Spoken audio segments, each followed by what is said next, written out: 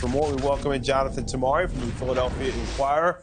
And Jonathan, I'll admit it, I thought it was over. I thought their season was over. They have an opportunity here. What's the mood like in the building with the playoffs still a possibility?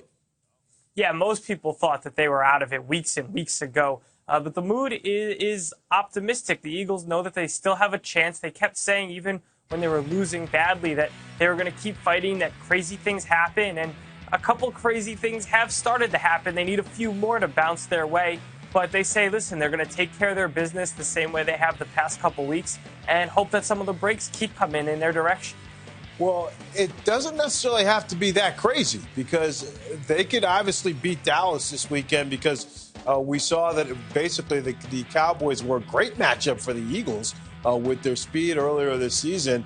And then the Giants could very well conceivably lose to the Jets. It's a game that the Jets need desperately as well. When you take a look at this rematch here between the Eagles and the Cowboys have to be a little nervous coming into this matchup with as well as the Eagles are playing now and how they pretty much destroyed them earlier this season. Absolutely. You look back at that first game, that's one of the most complete games we've seen from the Eagles all season.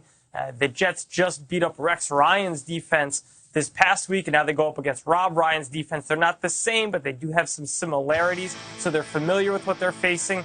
And one of the Cowboys' big weaknesses has been their secondary, and we know that the Eagles have a lot of weapons in the passing game between Deshaun Jackson, Jeremy Maclin, and Brent Selleck has had a great year as well. So there is a lot about this matchup for the Eagles to like.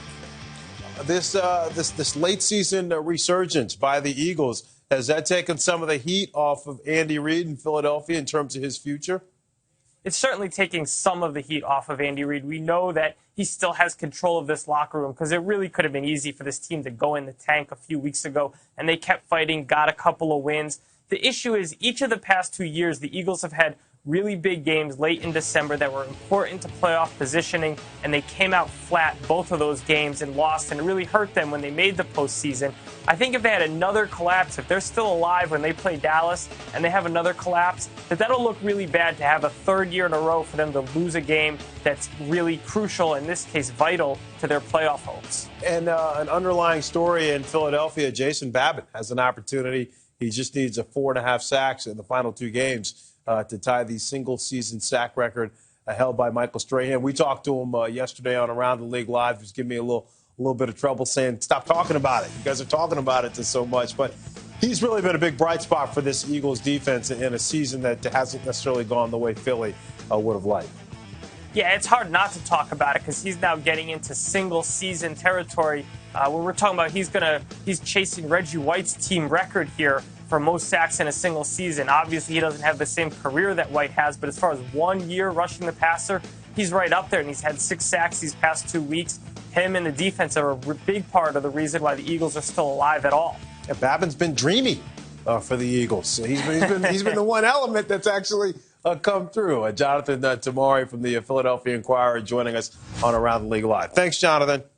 Thanks for having me. Per game, the problem is turnovers have killed them. Early in the year, turnovers killed the Dallas Cowboys. They've limited that. Romo's not thrown a pick in the month of December, and right now he's on quite a roll. He's as hot as any quarterback in football right now, and that's good for the Dallas Cowboys, and that's one of the reasons why owner Jerry Jones is scared to death not to make the postseason play. He feels that if he's got a hot quarterback, they've got a chance. He's got his wide receiver arsenal probably as healthy as they've been in a long time. They expect to be able to perform much better than they did the last time against these Eagles. The Eagles will start this game with the football. Bailey will kick it away, and we're glad you're with us. Now, this will be a game where, because the front end of our doubleheader is what it is, with over 7 minutes left at the Meadowlands when we last checked it, we will roll through this opening quarter just about uninterrupted, and we obviously will keep you updated with what's going on between the Jets and the Giants throughout. We'll get into the reason why we keep talking about that if you don't know here in a moment. Chad Hall takes a knee. We'll give you a look at the lineups, and it's quite simply this. He says, hoping that simply he can explain it. If the Giants win, and they're winning at the Jets in essence, then the Eagles are eliminated this game takes on a much different feel for the Dallas Cowboys because basically the Cowboys and the Giants next Sunday will be playing for the division and a playoff spot in Week 17. However, if the Jets come back and win that game, the Eagles are very much alive, and it's not inconceivable that they go to the postseason if things break right next week, but they have to win here today. And this will be against Dallas to bring up 1st and 5. Did that make sense? Is that all right? Well, it did. Neutral zone infraction, number 94 defense. Came in the neutral zone, caused an offensive man to false start. 5-yard penalty, 1st down. It made perfect sense to me, Joe, only because I've been studying it all afternoon right alongside of you. But, you know, if the Jets come back and beat the Giants, then it's going to give a real boost to both of these teams once they learn of that score. Yeah, and it will give the bigger boost to the Eagles because they will be alive despite a 1-4 start. McCoy slips and now reverses direction, tries to go wide right and cannot get back to the line. Spencer on the stop. Let's go for a game break. Here's Kurt.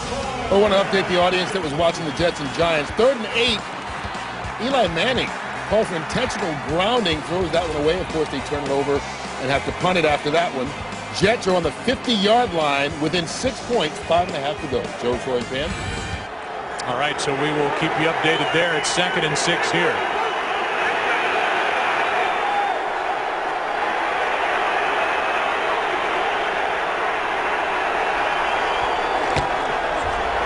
Vick with a pocket around and throws behind Selleck. 3rd down and 6, and now we look at this defense. Coordinated by Rob Ryan, and he told us the other day we were way too passive the first time we played at Philly when the Eagles just rolled over the Dallas Cowboys. Yeah, I thought it was interesting. He said that they were just too cautious, that he coached them too cautiously during the week, talking too much about their big play ability, that he took the aggressiveness right out of his team. Rare is the day when Orion admits to being too cautious.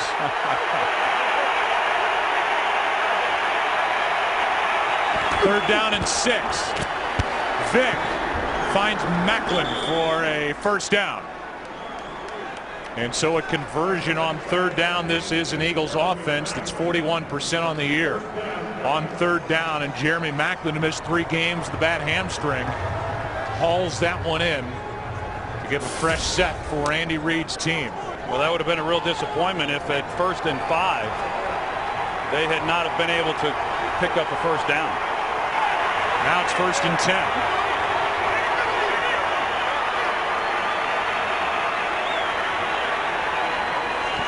A lot of shifting defensively for Dallas. Over the middle, it's the tight end Harbor.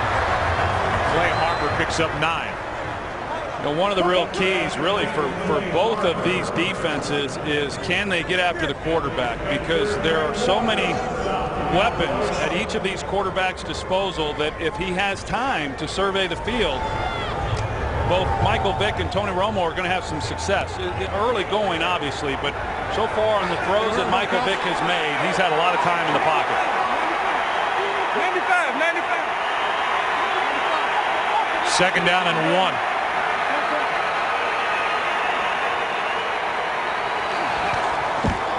Here is McCoy. 1st down, and there's nobody picking up more 1st downs around the NFL than LaShawn McCoy. Let's go back to Kurt for another game break. Of course, Eagles fans pulling for the Jets in this one. Mark Sanchez on 3rd down can't make a decision. Winds up getting sacked by Tollefson, and it's a punting situation. Giants now have the ball. 20-14. See if they can hold on with 4.5 to go. Joe? All right, Jets still have all 3 of their timeouts remaining there. 1st down, Eagles trying to win their 3rd straight. Lonnie Brown checks in the backfield alongside Michael Vick.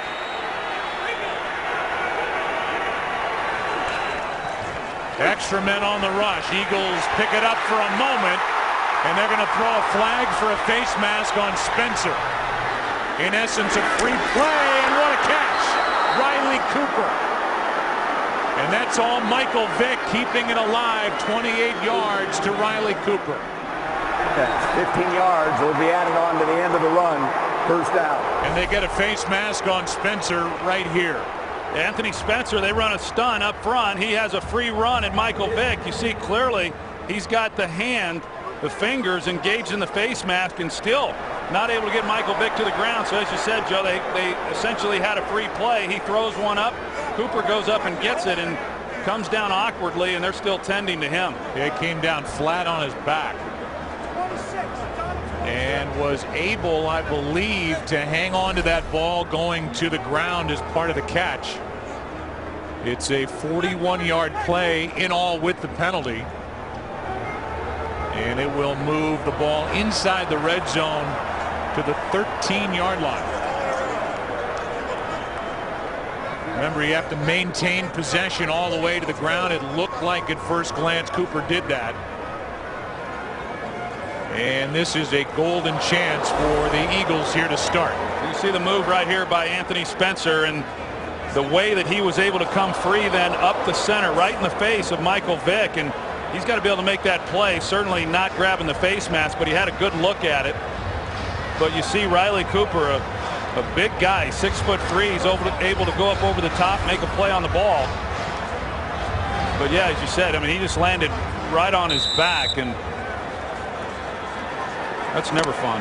And it's a first down inside the red zone for a team that's 50-50, scoring touchdowns inside this area this season. From the 13. Vick was looking for McCoy and now just has to throw it away. Big pressure by Ratliff. Let's go for another game break. Here's Kurt. Well, the Giants trying to march down the field. DJ Ware gets the run, but watch as he goes out of bounds. Runs into his head coach, Tom Coughlin. Coughlin now on the bench with an injury. Giants holding on 20-14. If they win this game, next week will be for the NFC East Championship, no matter what happens in your game. Joe, Troy, Pam? All right, Kurt, thank you. 2nd and 10. We saw Sean Payton get injured in Tampa earlier this season. In October, hit along the sideline. Vick, end zone, Selleck for the touchdown. And in a blink, the Eagles go down the field and lead here in Texas.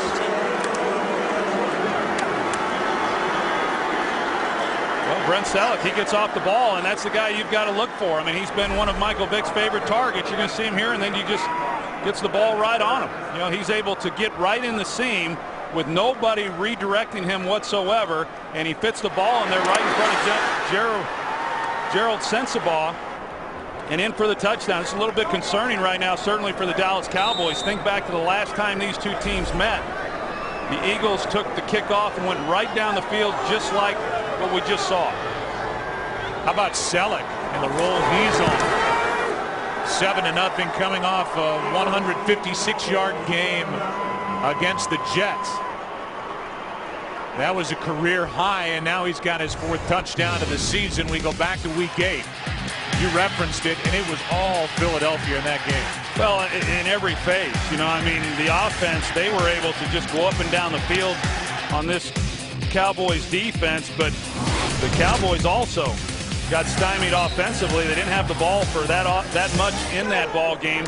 But Brent Selleck, who is Michael Vick's favorite receiver, he leads the team in receiving. He's coming off the big game from last week. As you said, Joe, he was also the leading receiver the last time these two teams met, and yet they get down in there in the red zone and nobody really even looks him up.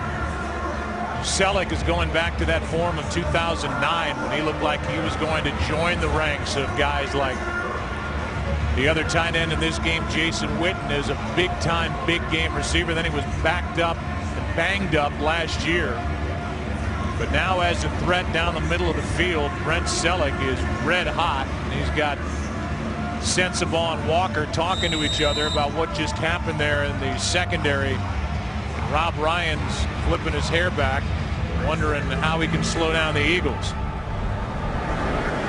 Wayne Harris on the return from a yard deep in the end zone.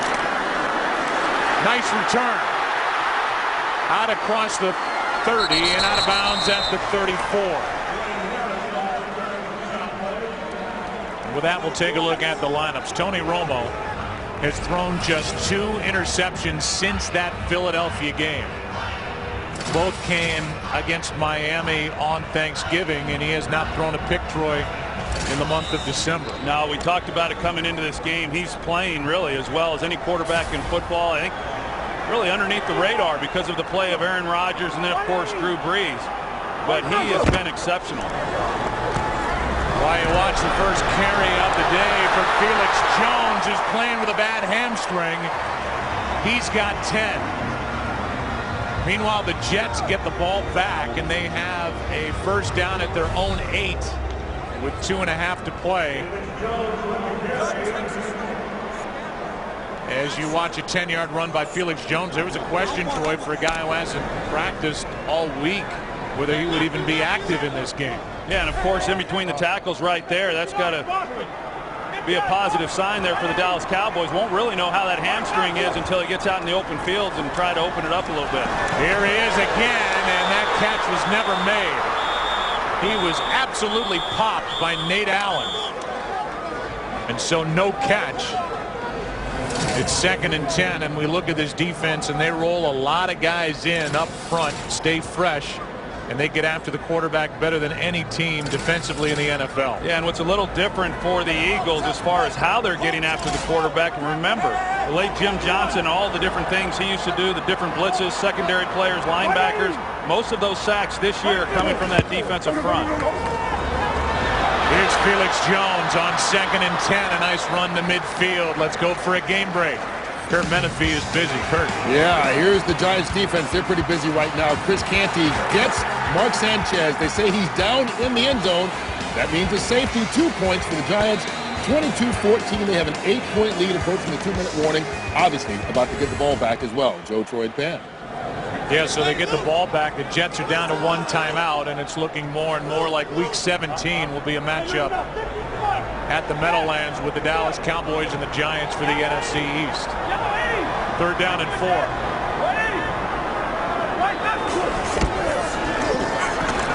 Romo, that one got away.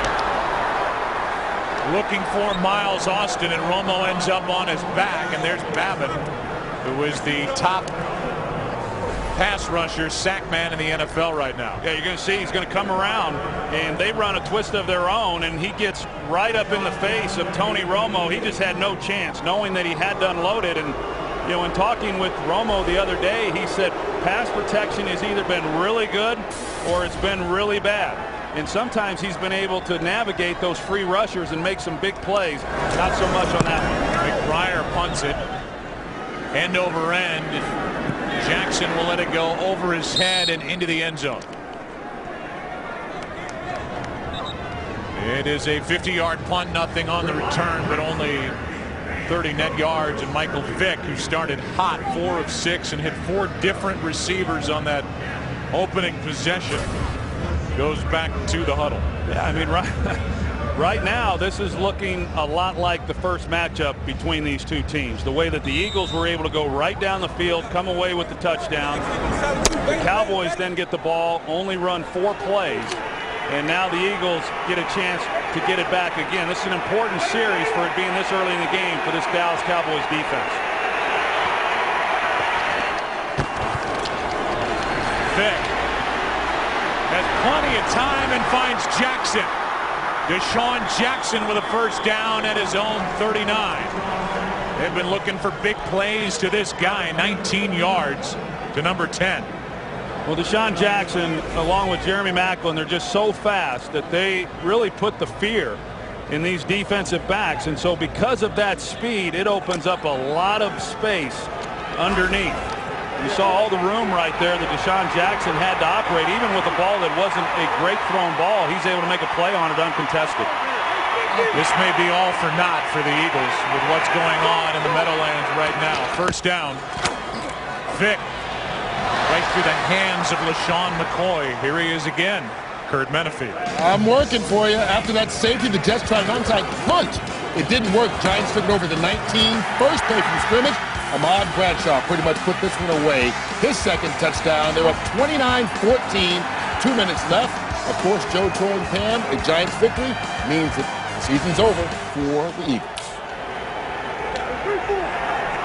And it can change the way the Cowboys and Jason Garrett, their head coach, plays the rest of this game with a couple of his banged-up players. 2nd and 10. McCoy hesitated, heads upfield, and on 2nd down he picks up 5.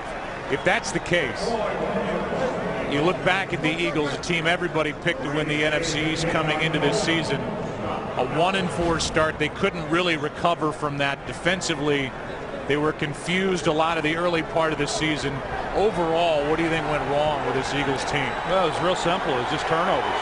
You know, I mean, defense, they got a lot of criticism because of some of the points that they gave up. I think Andy Reid would be the first to tell you that the offense didn't help them out. They gave up a lot of leads in the 4th quarter, a lot of turnovers that put the defense in a tough position. But when they don't turn the ball over, I mean, they're as good as anybody in football. There's no doubt about that. On 3rd down, this one too high for Deshaun Jackson. It's 4th down. That one got away from Vic, and just to back it up with stats, 35 giveaways, the most in the NFL. Heck, they had 4 last week in a win over the Jets. The Eagles are -12 in the turnover ratio. That's 2nd worst in the NFL. 2-5 at home. And they've tied the Cowboys by losing 5 games after leading in the 4th quarter. That's an NFL record, and just heartbreak for a team with such high hopes and so much talent coming in.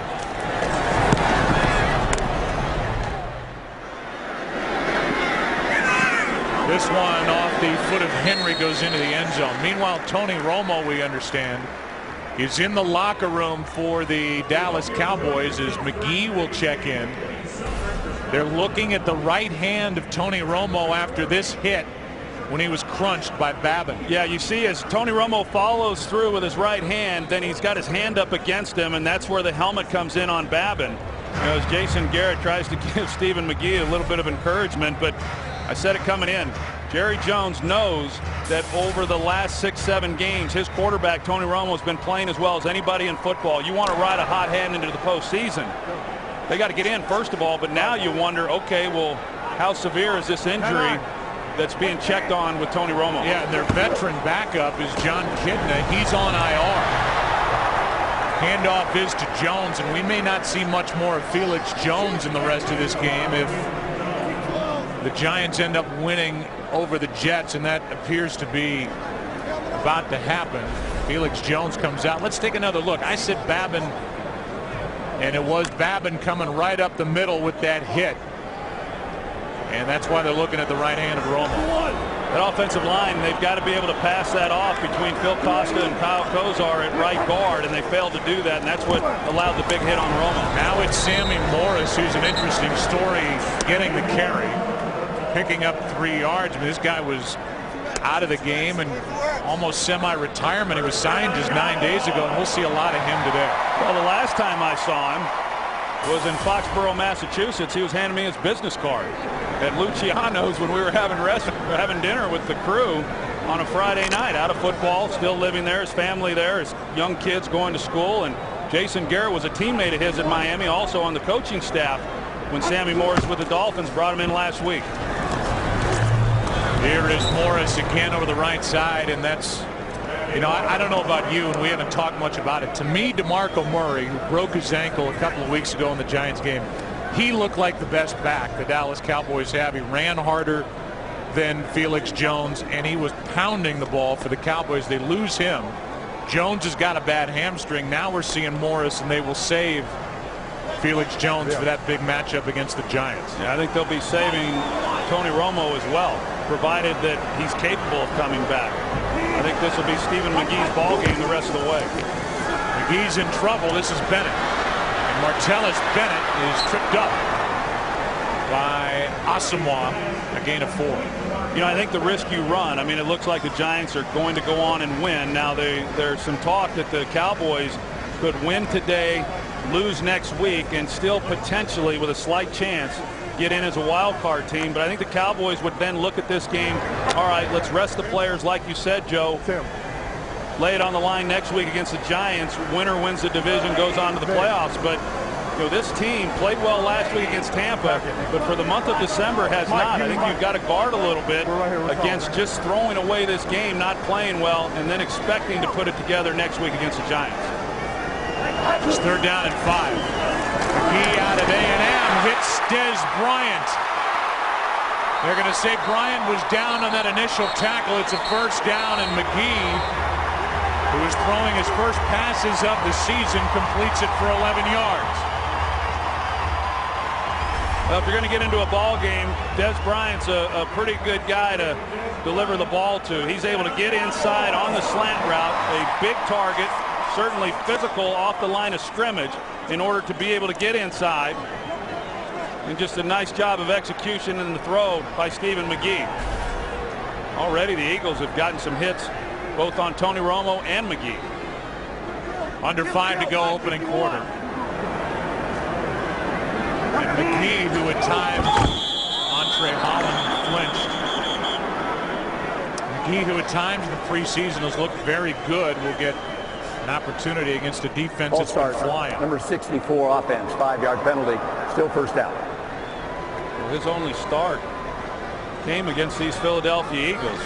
So if you're going to get back into a ball game and play, at least it's a team, even though they're a little bit different, some personnel. Of course, Juan Castillo is the defensive coordinator, but the concepts are basically the same, that he's got some familiarity with them.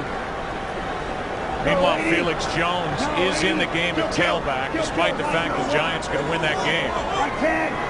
About half a minute to go in that one as Felix Jones gets it and goes backward. Back to the line of scrimmage, maybe. 2nd down and 15. They do have, the Cowboys do have, a player they just brought up from the practice squad, Chauncey Washington out of USC, that was signed to the practice squad at the end of November. But if Jones was that big of a question coming in, with this game for the Cowboys not meaning much, I'm surprised he's still in the ball game. 2nd and 15. McGee, Fiametta, the fullback, off his hands. Let's go for a game break. Here's Kurt. Well, this was officially over in New York. It basically ends like this. Sanchez picked off. Nice pick by Corey Webster. That'll do it. 29-14. Giants just took a knee, so it's a final. They get the win, go to 8-7. Next week, they will take on the Cowboys for the NFC East Championship. Joe, Troy, Pam? 4 down. All right, and Rex Ryan is left to answer questions with all the bluster during the week, and his team, in what was a home game, gets throttled in the second half by the Giants. And I actually saw Tom Coughlin walking on the field after that game, so the knee injury obviously not as severe as what Sean Payton was. Here is Witten. He makes the catch, but he is well short of a 1st down, a gain of 6. It's 4th down. Tackle made by Clayton and Asamoah. You know, you talk about the running backs for the Dallas Cowboys and what DeMarco Murray meant to this team. I mean, had he have stayed healthy, he would have very likely easily have broken 1,000 yards rushing, yet he was discovered relatively late. It was a little bit earlier in the season against the New England Patriots. He came in and got some playing time in that loss, but they liked what they saw, and the very next week he went for over 200 yards, and they found him something. And they didn't really know what to expect out of him because he missed most of training camp. McBriar hits it high. Chad Hall with a fair catch inside the 10. As you look at the season in review for Philadelphia, it was an opening week win in St. Louis, but then 3-8 over the next 11 games. They've won their last 2, and they've done it with smothering defense. They lead the league in sacks. They have 13 over the past 2 games. Babin could set an Eagles franchise record, maybe even an NFL record. He's going to have a big day today and next week. However, it has led to a 6-8 record and now eliminated from playoff contention.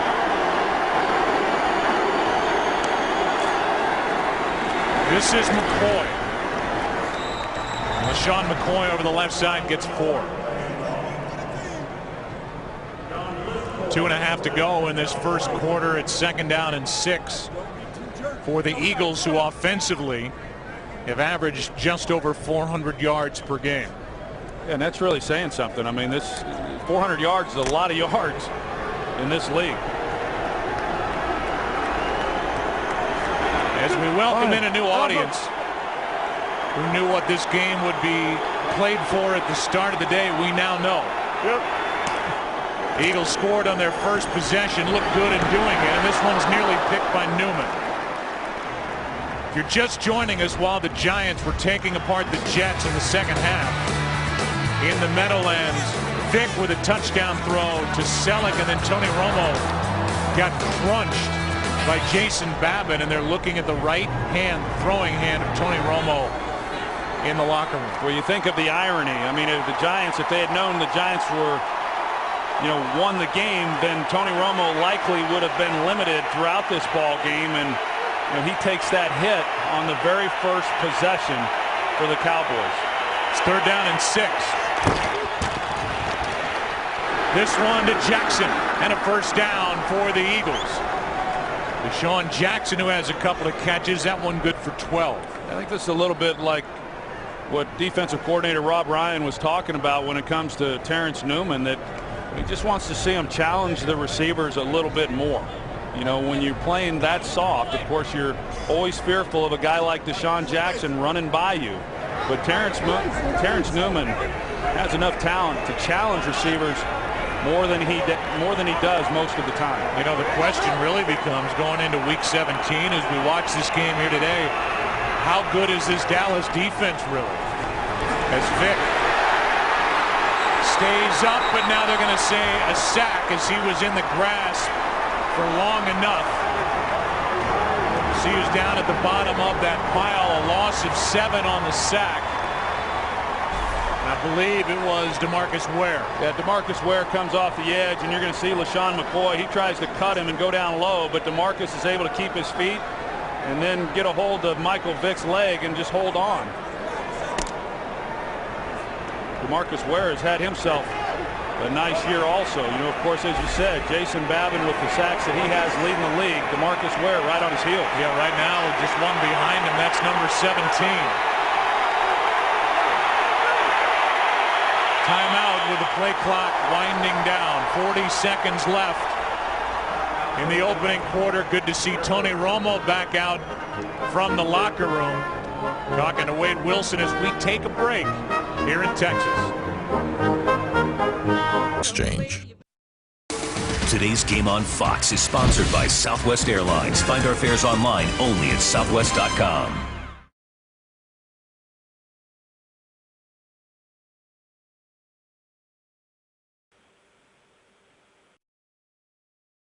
It's unnecessary to come back into this game. We'll probably see Jerry Jones down there before long. You act like you know something about Jones and quarterbacks. Here's a handoff on 2nd down and 17 to McCoy, good for 6, and here's a better shot. Watch the back of the throwing hand right into the helmet of Jason Babbitt. Yeah, pretty dangerous. I mean, a lot of times you'll hit a helmet on a thumb on a helmet and risk breaking that, but the way that Tony Romo was able to come over to the sidelines, and he was talking about coming back in the game and playing. I think they got word on the sidelines that the Giants won the game. Wade Wilson, the quarterback coach, and then the trainers were over there talking to Tony Romo. It looked to me like they were saying, hey, we don't need you in this one. 3rd down and 11, last play of the quarter. Vic keeping it alive.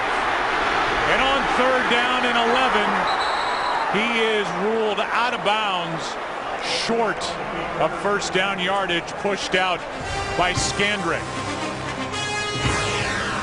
A run of 10 yards came close. Second quarter when we come back after this from your local Fox station. It's going to be a punt coming from the Eagles, but the big story right now is the back of the right hand of Tony Romo. The hand is wrapped. And when we get a chance, we'll show you just how swollen the back of his right hand is. The hit in that opening possession, with their season basically riding on their game next week at the Giants. Henry to punt.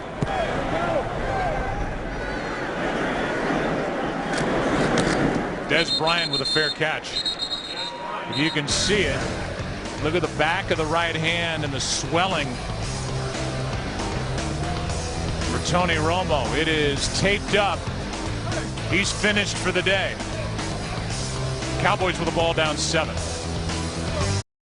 Today's game on Fox is sponsored by Triple Hops Brewed Miller Lite. Taste greatness. By Verizon, your holiday smartphone destination. And by Chevrolet and their award-winning cars, trucks, and crossovers. Cowboys will start with it at their 20. Stephen McGee is in at quarterback. They mark the ball at the 21 and a fair catch by Des Bryant. Fake toss to Morris, and McGee moving out to his right finds Des Bryant for a first down. It's a nice job by Stephen McGee. He's able to get outside, but he lays the ball in there nicely to Des Bryant. This is a young quarterback that they like a lot. You know, I mean, with the injury last year to Tony Romo, and then John Kitna stepped in and did a nice job. But Stephen McGee, as I said, he got a start against the Eagles. He came off the bench against Arizona. And overall, he did a lot of nice things. On first down, handoff is to Morris. He's been impressive in 2 games. Good for 9. Let's go down to the field and Pam Oliver. Joe, the early word on Tony Romo, it's fairly good. Romo has a hand contusion. X-rays on the right throwing hand were negative. That hand is very swollen, and now it is wrapped up. Back to you. Yeah, and, you know, while you look at Romo, who is out for the rest of the day, a little shake of the head, and everybody that's been by him is asking him how he's feeling with good reason. They've got the big game next week. I mean, watch Stephen McGee. Who knows what could be on him going into that game at the Giants next week. It's not a sure bet that Tony Romo comes back from banging his right hand on the helmet of Babbitt. Well, a couple of things here. I think for Cowboy fans, they've got to be optimistic. One, because he came back out of the locker room. Of course, they do the X-rays. Nothing is broken. It looked like Tony Romo was prepared to come back into the game and play. And so that's good. I think it's a result of this game being relatively meaningless to the Cowboys that the decision was made, rightfully so. Hey, just go ahead and sit this one out. But the fact that he was back on the sideline preparing to play, I think is a positive sign. Chauncey Washington starting that play in the backfield. Here's McGee, who shows what he can do running with the football, and he picks up 4 over the right side. Pretty mobile guy, and he's not small, 6'3", 225. Yeah, he's a very athletic quarterback, and he's showing some of that now in his ability to get outside the pocket and both run the ball, as he does here, and then also make some of the throws that we've seen. McGee is a 3rd-year pro out of Texas A&M, 4th-round pick in 09. The rest of this game is in his hands. 2nd down and 6. Blitz, handoff, Washington lost a yard. Patterson came in and made the tackle. And Mike Patterson just does a nice job of getting penetration right in the backfield. Chauncey Washington has no opportunity whatsoever. We talked a little bit about this defensive front and the job they've done rushing the passer. Of course, they've had to learn some different principles under new defensive line coach Jim Washburn, and then, of course, Juan Castillo. It's going to be interesting to see what happens on this coaching staff going forward for the Eagles. It's 3rd down and 7.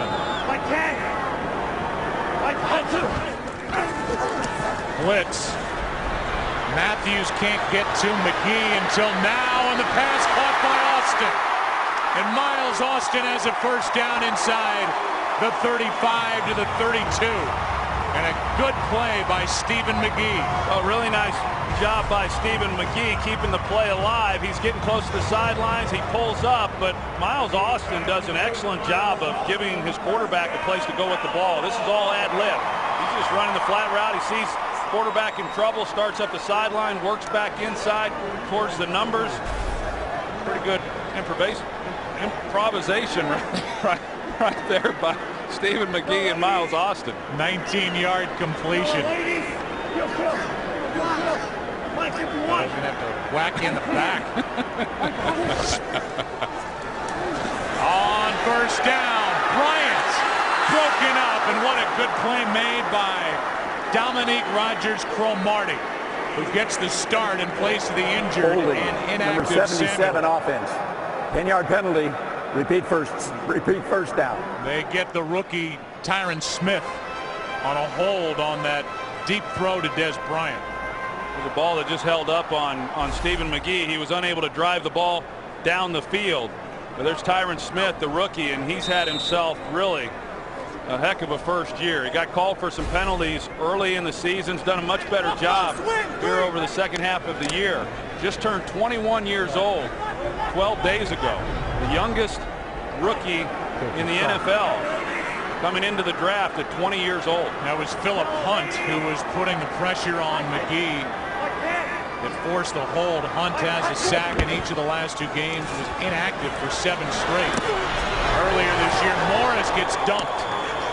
Play is made by the safety Nate Allen, and nothing on the play yardage-wise. It'll bring up second down and 20. Yeah, Philip Hunt able to get to Stephen McGee at the last minute and force him to get the ball underneath. He was wanting to try to take a shot down the field.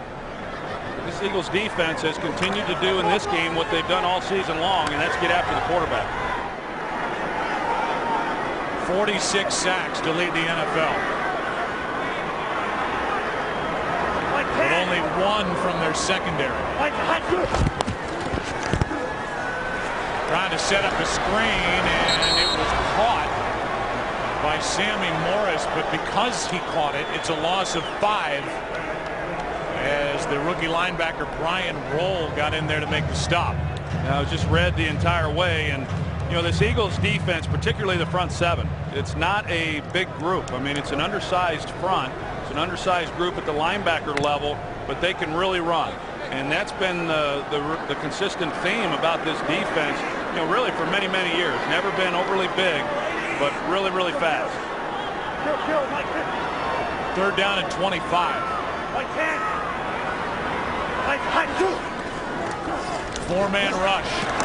And McGee steps out of it, and like Romo, flips it almost backhanded to Sammy Morris for 6 yards as Stephen McGee. He's been watching Romo for a while now. You see Jason Babin coming off the edge, a guy who's had 3 sacks in each of the last 2 games, as you said, you know, trying for that single-season sack record held by our own Michael Strahan, and he's determined to try to get a few more of those here this afternoon. But a good job by Stephen McGee avoiding the sack and at least get the ball out of his hands. Chad Hall waits for the punt from McBriar. Balls for a fair catch at the 10. That's where the Eagles will have it. On this Christmas Eve from Arlington, Texas, there's a penalty flag down on the field inside the 40. Get the call, and then we'll go to break. During the kick, holding, number 57 receiving team. At the distance of the goal from the end of the kick. First down, timeout. That'll take it back to the 5. That's where the Eagles will have it. Up by 7 over Dallas.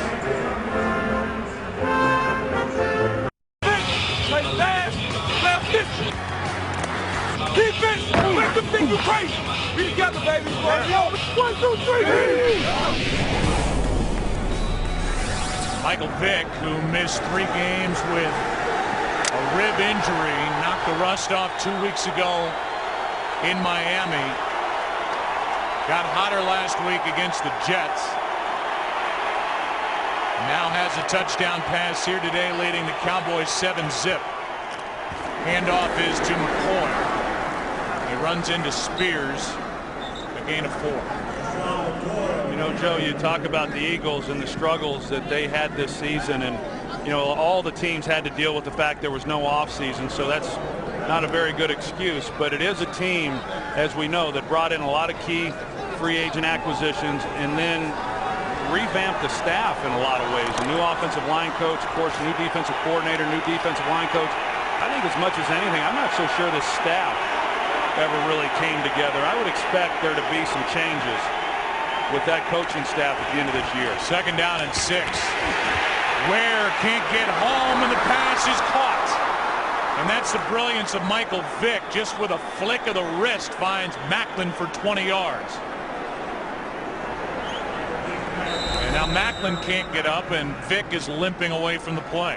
Yeah, you see initially DeMarcus Ware was anticipating the ball to be handed off, and then Michael Vick is able to avoid him, step up in the pocket, and deliver a nice throw. And Macklin, he's off the turf now, but then Michael Vick, he comes up a little bit slow as well. It was Clifton Gathers who they were looking at on the Cowboys side. He's back in the end zone and getting attention from the medical staff. We'll take a break and come back. First down for the Eagles when we return. Today's game is sponsored by Chevrolet and their award-winning cars, trucks, and crossovers. Gathers is able to get up and now get off the field. He banged into, let's see who that is, McCoy, who's back there blocking for Vick.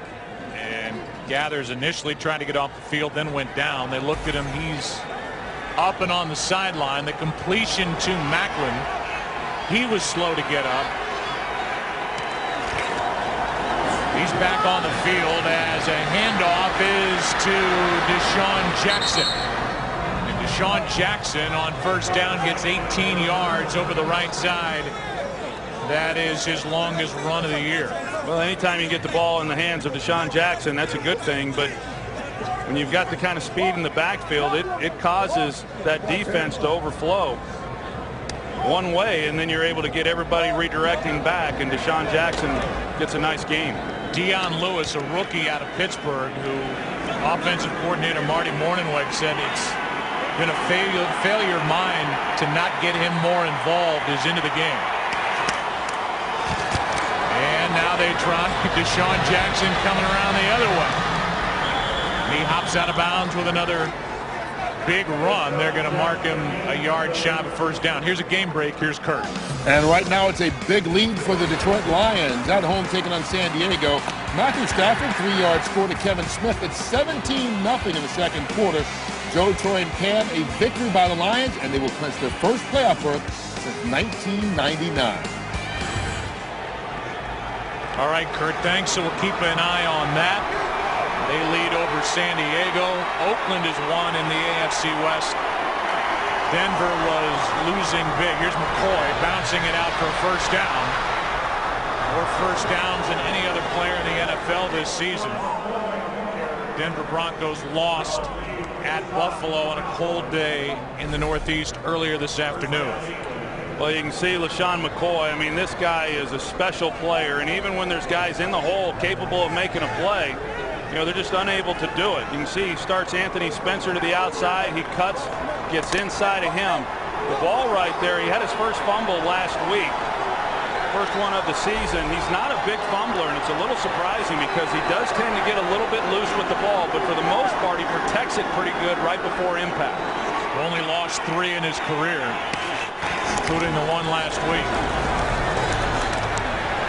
Nice play by Spencer. And a loss by McCoy of 3 yards. Friday, January 6th. One of the most anticipated bowl games of the season as 8th-ranked Kansas State takes on 6th-ranked Arkansas. And it's the only Big 12 SEC showdown. Our exclusive coverage of the 76th Cotton Bowl Classic live from right here begins at 8 Eastern, 5 Pacific on January 6th in high def on Fox. And having played in the Cotton Bowl myself my last season there at UCLA, they do a great job. Second down and 13.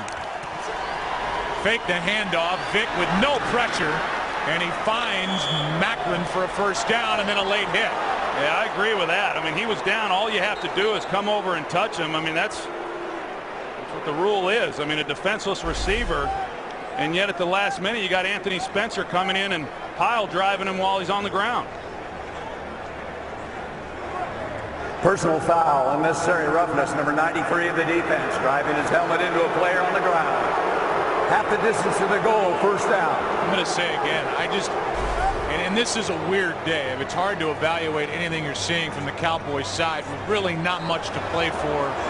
There is a roundabout way they could get into the playoffs as a wild card at 9-7. They're looking at Macklin. They're looking at one of the offensive linemen, Evan Mathis. But The question is, how good is this Cowboys defense? We'll talk about that when we come back. Timeout on the field.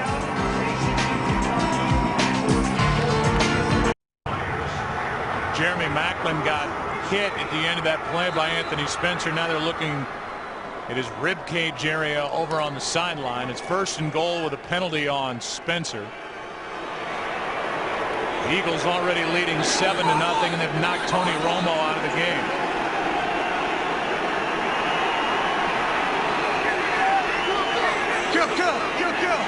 Marcus Ware's been playing for 3 weeks with a stinger in his neck. He's still in the ball game. That is a touchdown, Jason Avant. Touchdown for Avant. That's his 2nd of the season, and he had to reach to get it. Well, Jason Avant runs a great route on this play, and as you see at the end of it, he's trying to extend it, and it looked like the ball came out, Joe, to me before he crossed the goal line. For now, it's a touchdown, but it's a scoring review.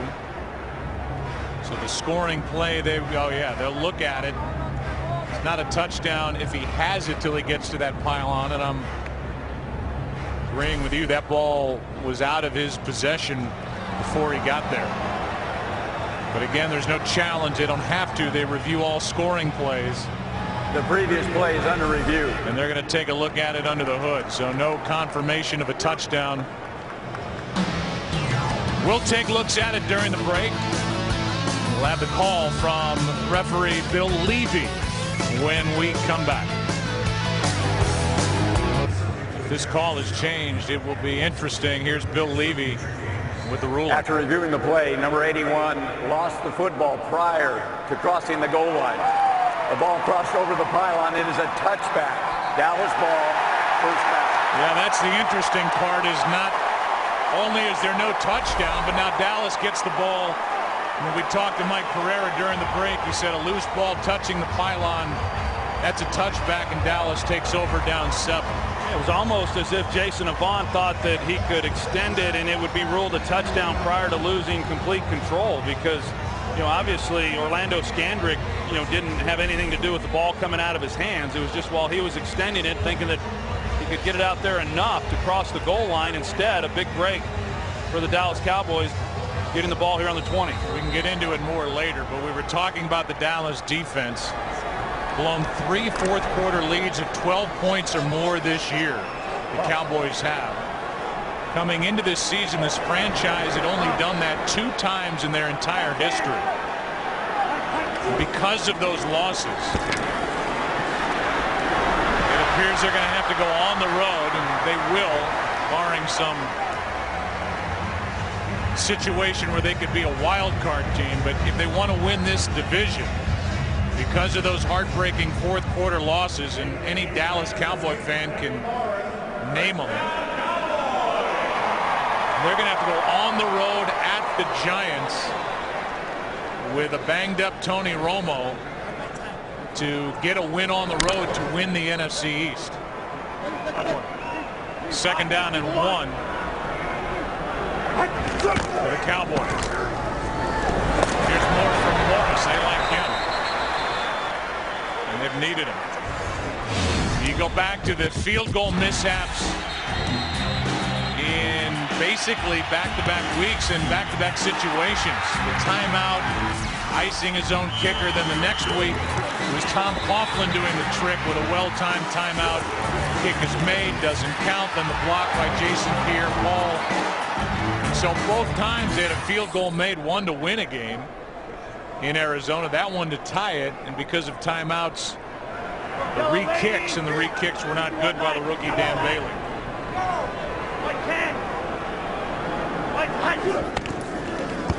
On 1st down, McGee to the sideline, showing off his arm strength. Here's Des Bryant. Pass is incomplete. Asamoah on the coverage. Joe, I don't think there's any question that the Dallas Cowboys, as well as their fans, if they fail to win next week at New York, they're going to point to those games that we just showed and the various opportunities that they had this year to come away with some more victories that they didn't make. I think the same's going to be true for the New York Giants as well. You know, they've lost some games that they felt that they've given away, and so whichever team does not win this division next year next week in New York is going to look back on this season and look at all of the lost opportunities that they have. Throw the Eagles onto that list with their 5 blown leads. Here's Bennett. Room to run, and Martellus Bennett has a Dallas first down. Take a look at the playoff picture in the NFC. Playing for home field advantage throughout will be the Green Bay Packers tomorrow night when they host the Chicago Bears.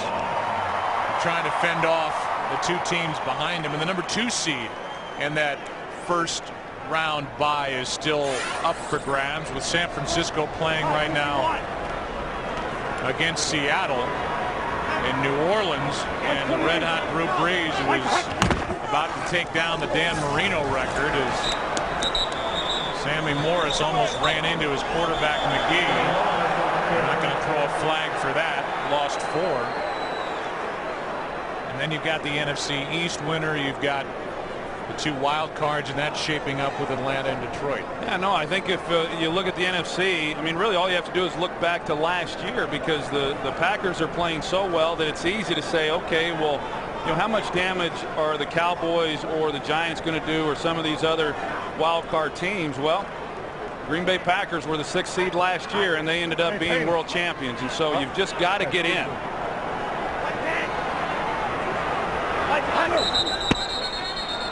We're at the 2-minute warning of this first half. Dallas with the football. Second down when we come back. They're down 7. Today's game is sponsored by AT&T. Get it faster with 4G. Rethink possible.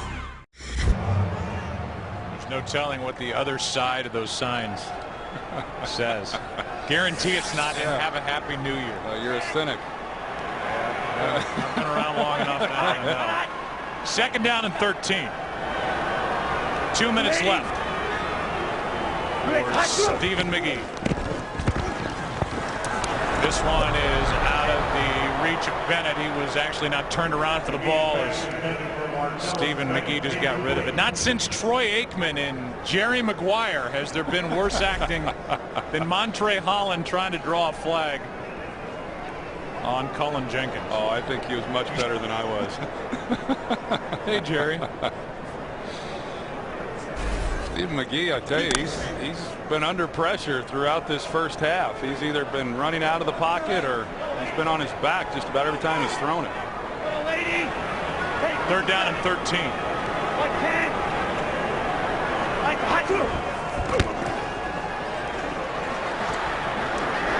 What a throw. And he hits Austin for a first down, inches inside the 40. Yeah, it's really an excellent throw by Stephen McGee, and it's a throw that receivers like because he lays it out towards the sideline, but you see that it's a ball that makes Miles Austin work back to the throw. And because of that, he's able to protect himself, make the catch before he goes out of bounds. Tony Romo, if you're just joining us, and that catch was good for 17 yards to go along with a 19-yarder for Austin today. Romo hit his throwing hand on the helmet of Jason Papin in the first series. That hand very swollen, now wrapped up. And McGee can run. He's shown that already. Again, here's a look at the Tony Romo hit and the follow-through, which is the worst nightmare for the guys who do what you did in the NFL. Well, I guarantee you when that happened and you know they see that he banged his hand there on a helmet, when they went in there for those x-rays, everybody was holding their breath. And as I said, fortunately for them, it looked like he was going to come back into this ball game, because as good as Stephen McGee has looked in this first half, they're not going anywhere without Tony Romo. Second down and 3, and now timeout was called by Philadelphia defensively with 1:40. Timeout. Left in the half. Second down for McGee and the Cowboys when we come back on Christmas Eve. Hey, in the NFL, you just never know. A couple weeks ago, I was just sitting on the couch watching TV, but at the same time, staying in shape, staying in the weight room. And then the phone rings, and who is it? Hello? It's the Dallas Cowboys. And now, instead of watching the playoffs from my couch, I'm trying to help the Cowboys get into the playoffs. Not since Montre Holland has there been 2nd down and 3. What'd you think of this? This guy's been surprising to be his age. He's 34. To sit around for as long as he sat around after getting cut by New England in a training camp, and you talk about walking into a golden opportunity with a team maybe headed to the playoffs. That's what Sammy Morris has been able to do. Yeah, you know, there was obviously some familiarity between he and Jason Garrett. That certainly helped, but even with that, you don't know really what you're going to get. You know, he says he's been keeping himself in good shape, but you know, keeping yourself in shape and then playing in an NFL football game are two entirely different things. And he gave him a little something last week, and you know, here he's getting more opportunities in this game. It looks good. Here is a toss to Sammy Morris, and with a penalty flag thrown on 3rd down and 1. They question the play call, a loss of 9 on what is the 10th play of the drive. You're anticipating those defensive ends to crash inside and shift. Offense never came set for a full second. The penalties declined. 4th down. It brings up 4th down, and now the Cowboys are in that in-between land where they're out of field goal range, and they're going to bring in McBriar. Also an opportunity if they wanted to go for it, but down 7-0 with 1:03 left. They're going to punt it back to the Eagles. Yeah, that was costly. So McBriar will punt it for the 4th time. That's what they were surprised about Morris, to come off the couch and be as game ready and be able to take the hits that he was taking last week. Here's a fair catch hauled in by Chad Hall. So the Eagles have it under a minute to play, first half, after that 27-yard punt, up by 7. Today's game on Fox is sponsored by Bud Light, the official beer sponsor of the NFL. Here we go. Coming up on the Visa Halftime Report, we have scores and highlights from a busy Christmas Eve in the NFL, including the Giants winning the Battle of New York, the Steelers having no problem with no Big Ben, and a Cincinnati touchdown that might be the play of the year. That's all on the Visa Halftime. I know you well enough to know that if they handed you the elf hat, you would hand it off to somebody else. Howie's the biggest elf I've ever seen. Go ahead, state the obvious. We both thought that should have been on Glazer. Oh, I didn't think so. No, okay. Thanks. Glazer's tougher than I am. But there's no doubt. Hey, yours.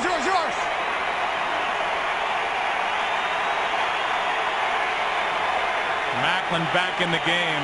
That's good news for the Eagles. They were checking on his ribs a moment ago. No pass rush, and there he is. Macklin on the catch out to the 35-yard line. And a good start to this drive with 3 timeouts. Now the Eagles will use 1, make it 2. And they will take their final timeout here. So Jenkins made the tackle, and I mean Vic had all day as we watched Deshaun Jackson. Yeah, you're going to see Deshaun Jackson go right down the middle, and this is who they're trying to get the ball to down the field. And as you said, Michael Vick had 6, 7, 8 seconds back there in the pocket, and he sat there and waited to see if maybe Deshaun Jackson would be able to come free, and then he comes underneath to Macklin. And you know, that was the fear that Rob Ryan had, knowing that if we're not able to get to Michael Vick, we're going to have some problems. They didn't get the big play down the field, but a pretty easy completion. That was a 22-yard completion. And I was looking at the wrong Christmas light. So out of timeouts are the Eagles, up by 7, 44 seconds left in the first half.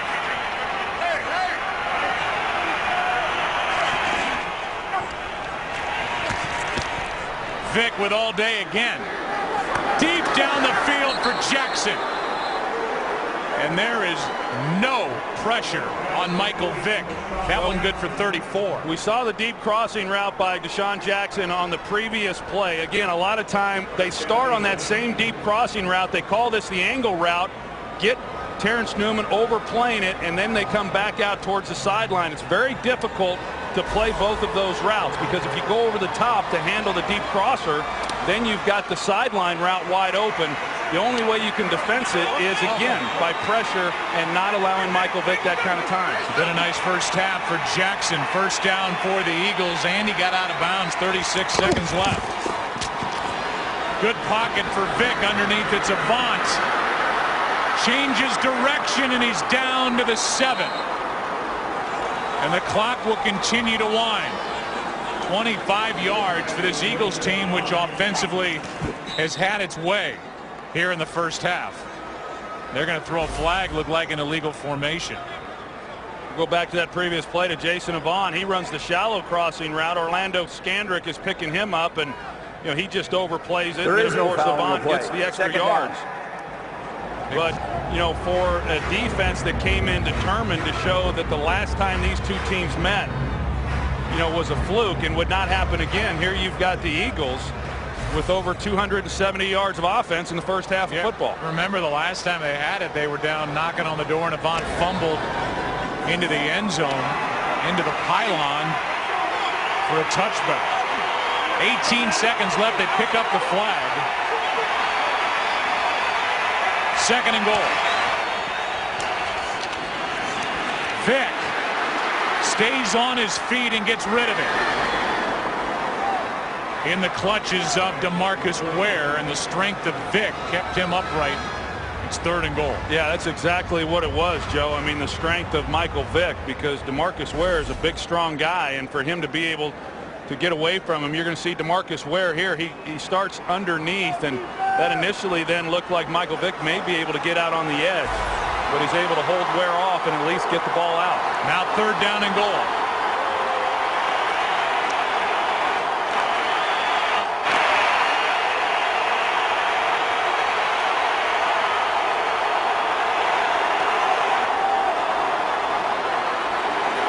Over the middle, touchdown in the back of the end zone, Macklin.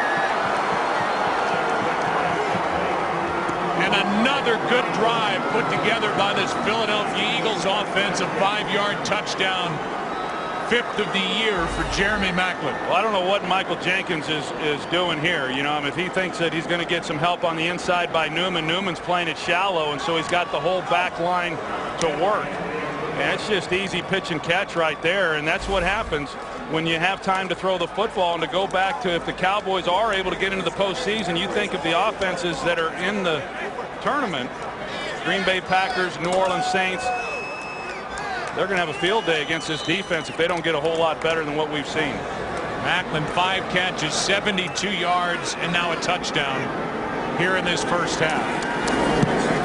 And on a day when twin brother Rex Ryan and the Jets lost a game in the Meadowlands to the Giants, Rob Ryan's defense is getting picked apart again by the Philadelphia Eagles for the second time this season.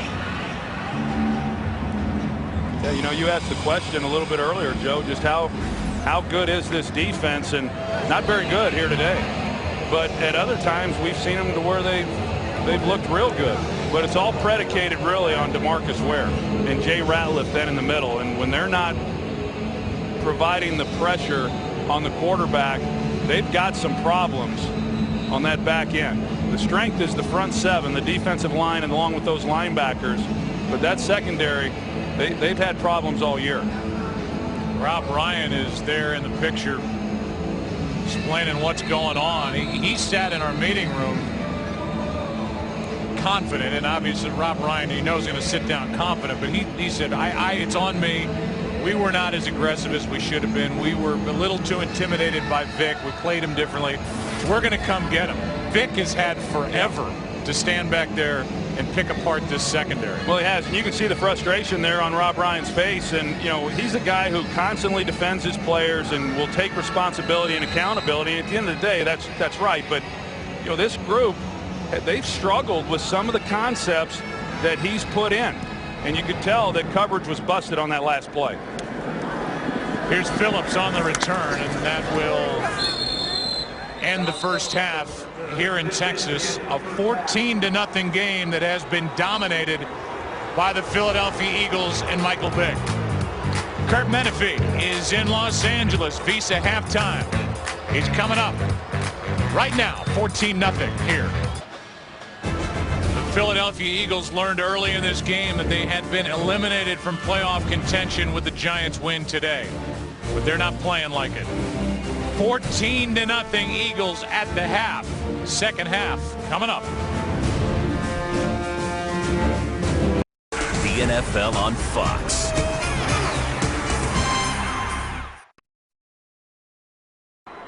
Twas the night before Christmas, and the Eagles came into Jerry's big house. Some have been naughty, while others have been nice. So far, the Eagles are soaring high. Still 30 minutes for their wishes to come true. Will it be the Eagles or the Cowboys? Because only one shall make it through. Ho, ho, ho. And the dulcet tones of Clyde George, one of our tape operators, with the voiceover. He has a new career. He'll be leaving the tape room any moment. Joe Buck, Troy Aikman, Chris Collinsworth with you back here in Arlington, Texas, and we talk about what's kind of a weird feeling game with the Cowboys looking ahead to next week and the Eagles playing very well but eliminated from playoff contention. I think they came in here today, the Cowboys did, expecting to be able to wrap up the NFC East, or at least that's what they anticipated being able to do, and all the air's kind of been taken out of this stadium. But I think right now, even though this game meaningless for the Dallas Cowboys, I think what they've got to guard against is coming out of this game not having a whole lot of confidence. I mean, the way that defense played, it's hard to feel good about yourself if you're out there with your starters and not performing better than we saw there in that first half. Saw the graphic. You can follow your favorite team all season long by going to itunes.com/NFL. That's not really Chris Collinsworth. He will be working with Al Michaels and Michelle Tafoya and the group from NBC tomorrow night on Christmas night with the Packers and the Bears.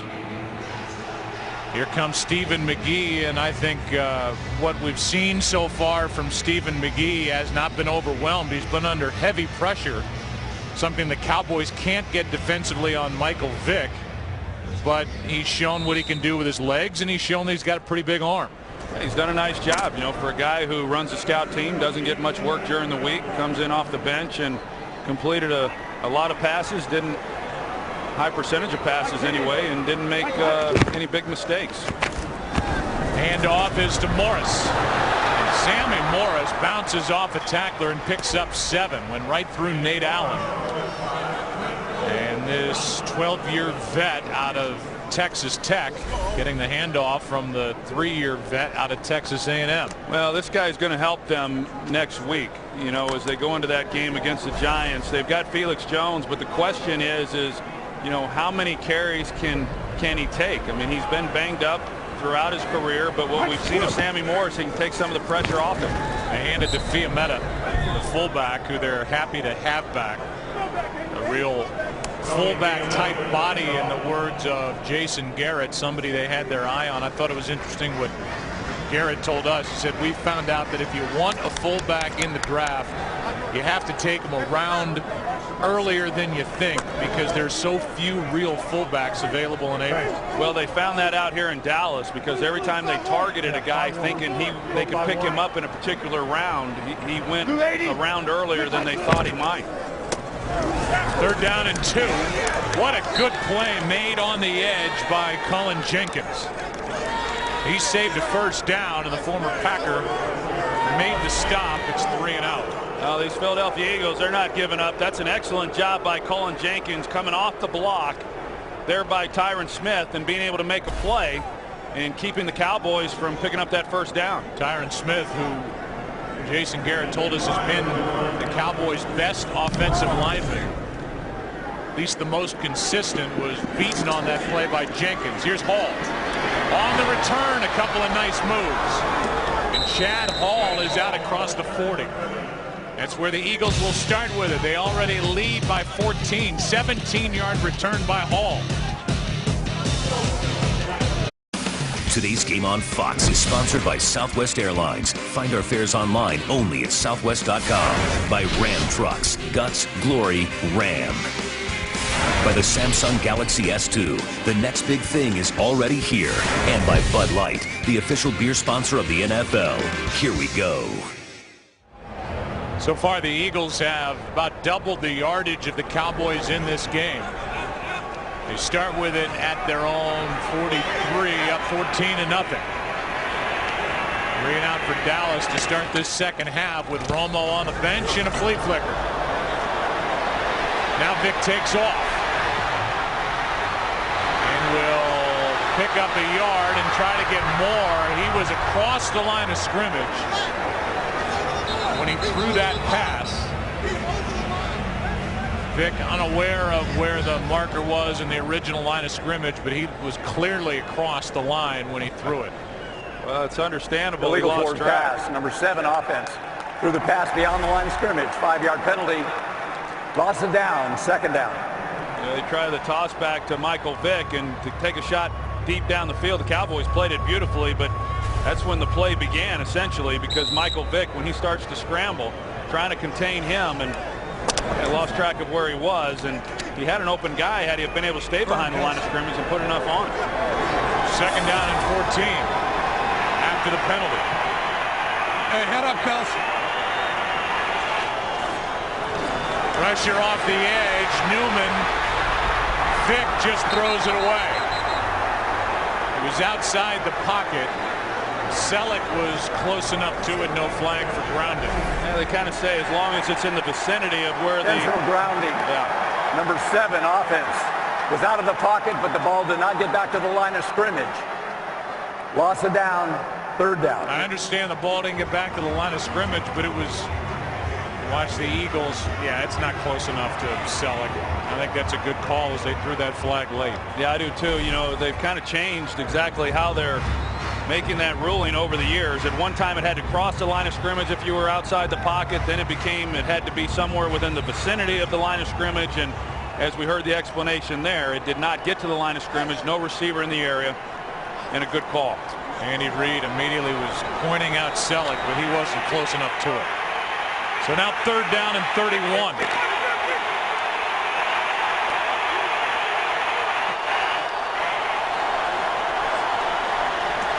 This one's batted down.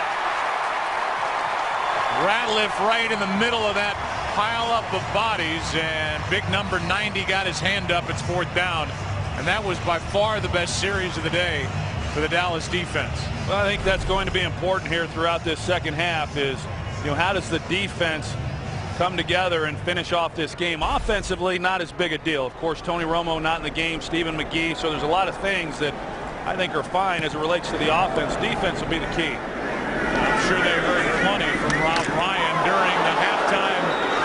They're going to throw a flag on the hit on Dwayne Harris. Curtis Marsh downfield put Harris right to the turf. They threw a flag immediately. Bill Levy will give us the call.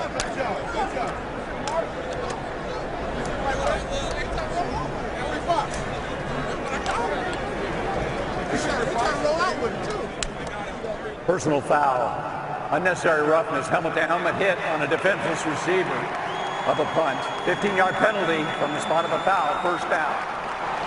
So they get Marsh for the 15-yard penalty on this hit too high. Right there on Harris. Dallas has the ball down 14.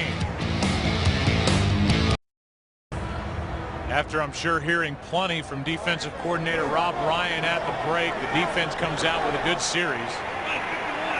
Gives the Cowboys, after the penalty and the hit by Marsh, their best starting field position of the day.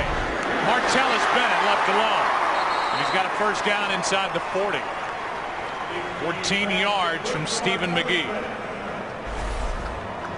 Again, we're seeing some of these same types of plays from Stephen McGee. Martellus Bennett comes from the backside. He's able to find that void there in the zone that's created off the play action.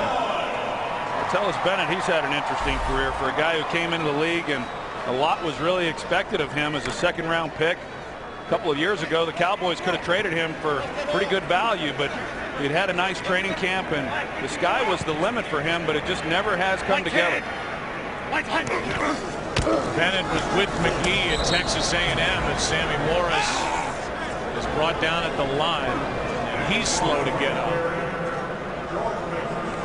Morris is getting the bulk of the carries because of the hamstring injury to Felix Jones, and now Morris will limp off the field, bringing Chauncey Washington into the game.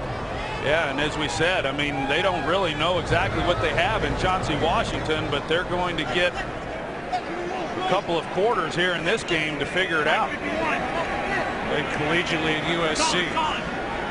Been with the Jaguars and now getting a chance here in Week 16 with the Cowboys. On 2nd and 10. Pass is incomplete. Dangerous throw. With Dez Bryant, the intended receiver, and Nate Allen made the hit. Let's go back to the Sammy Morris carry, and he took a helmet from Akeem Jordan right to the left thigh. You know, a lot of these receivers, you see the thigh pads that Sammy Morris has in. A lot of these receivers, they don't wear them at all. And it's amazing that you don't have more injuries with some of those players with the way they get hit after some of the catches. It's 3rd down and 10.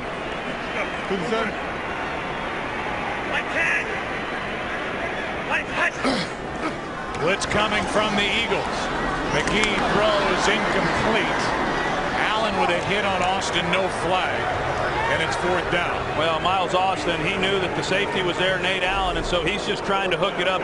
You're going to see at the top of this route, he's going to hook it up right there, and he wants the ball on him because he knows Nate Allen's coming from the inside. Same thing happened on the previous play. Both times, McGee expected the receiver to continue to run, but there were safeties in the middle of the field, and he didn't anticipate the receivers holding up. It may be too late for the Eagles, but the defense of Juan Castillo, the former offensive line coach, first-year defensive coordinator, has been on the rise now 3 weeks in a row. This one is tapped down at the 9. That's where the Eagles will have it off the foot of McBriar. 14-0 Philly.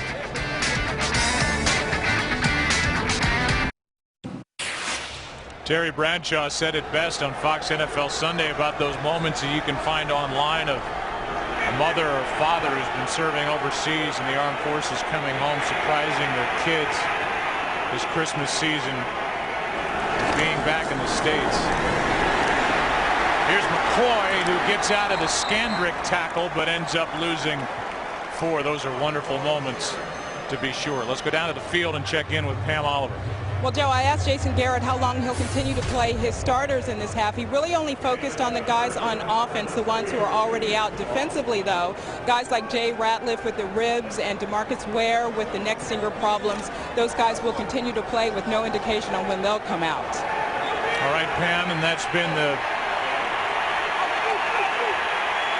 subplot to this game from just about the beginning, when it was obvious that the Giants were going to win.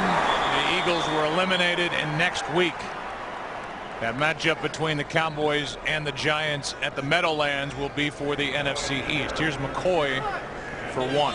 I think there's got to be a balance between, you know, one, you want to protect some of these players that are banged up. Obviously, you can't rest everybody. Somebody's got to play. And then on the other hand, you want to be playing pretty good football. But I think you said it, Joe. I'd like to have heard what Rob Ryan had to say to this defense at halftime, because they played much better here in this third quarter. 3rd down and 13.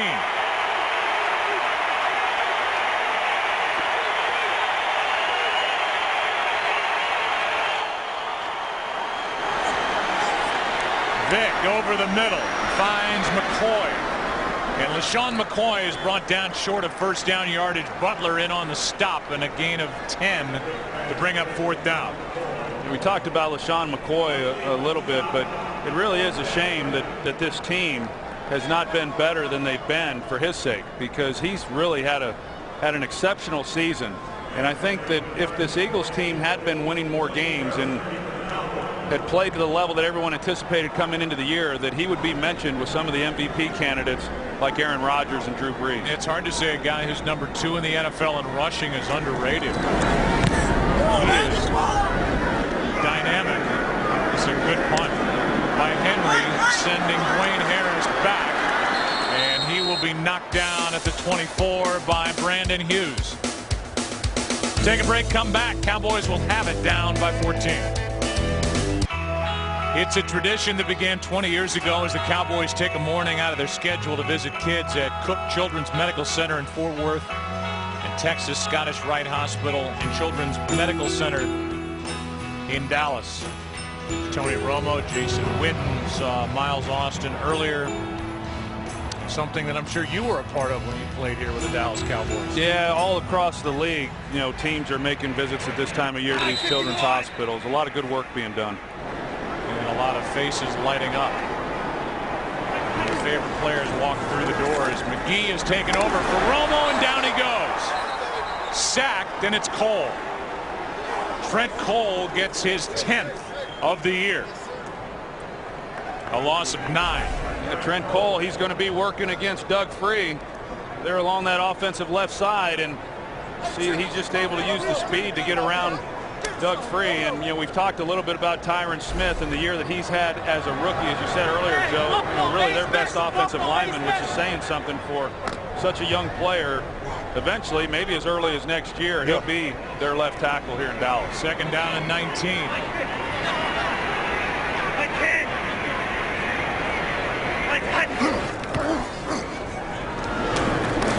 This is Austin. There's nowhere for him to go. And out on the edge, it is Ozelio Hansen making the tackle, no gain. Third down and 19 coming up. Well, you mentioned Juan Castillo and the job that this defense has done here in recent weeks, and another good performance, of course. Again, Tony Romo is not playing, but Juan Castillo's finally kind of gotten this defense playing the way that a lot of people expected when the season began. I anticipate that Andy Reid will be back as head coach, but as I said earlier, I do believe that there'll be some changes within that staff. Certainly Andy Reid did not touch on any of that, but you know, looking at it, to me, it would seem that that would occur, but I don't know that Juan will be one of them. McGee going down the sideline for Robinson, and he is overthrown. So it's a quick 3 and out. Yeah, there were some people scratching their heads and wondering why Andy Reid made that move. First of all, to take Castillo off the offensive line, where he did a great job in putting that offensive line together for Andy Reid, who's been there since '99, and then to hand him the reins to the defense, all the while trying to fill the void left by the late, great defensive coordinator Jim Johnson. But it's been getting much, much better. As Paul hauls it in outside the 40, a 43-yard punt. And there is Jim Washburn, defensive line coach, with a hug for Trent Cole after that sack. Eagles have it at 14. 14-0 as the Eagles have it, the ball at their own 41.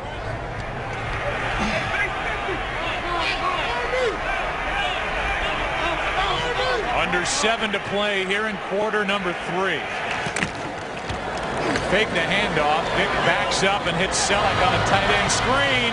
And Brent Selleck stays on his feet. Takes it down near the 20. He's already got a touchdown in this game, and now he's good for 39 yards.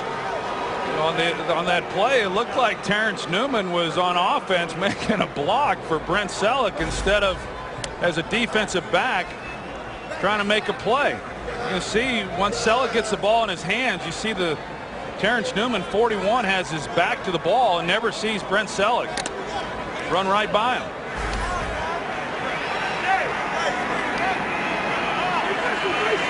Now from the 20. Play action. This is Paul, and he gets swallowed up by Lee. Let's go back to that previous completion to Selleck.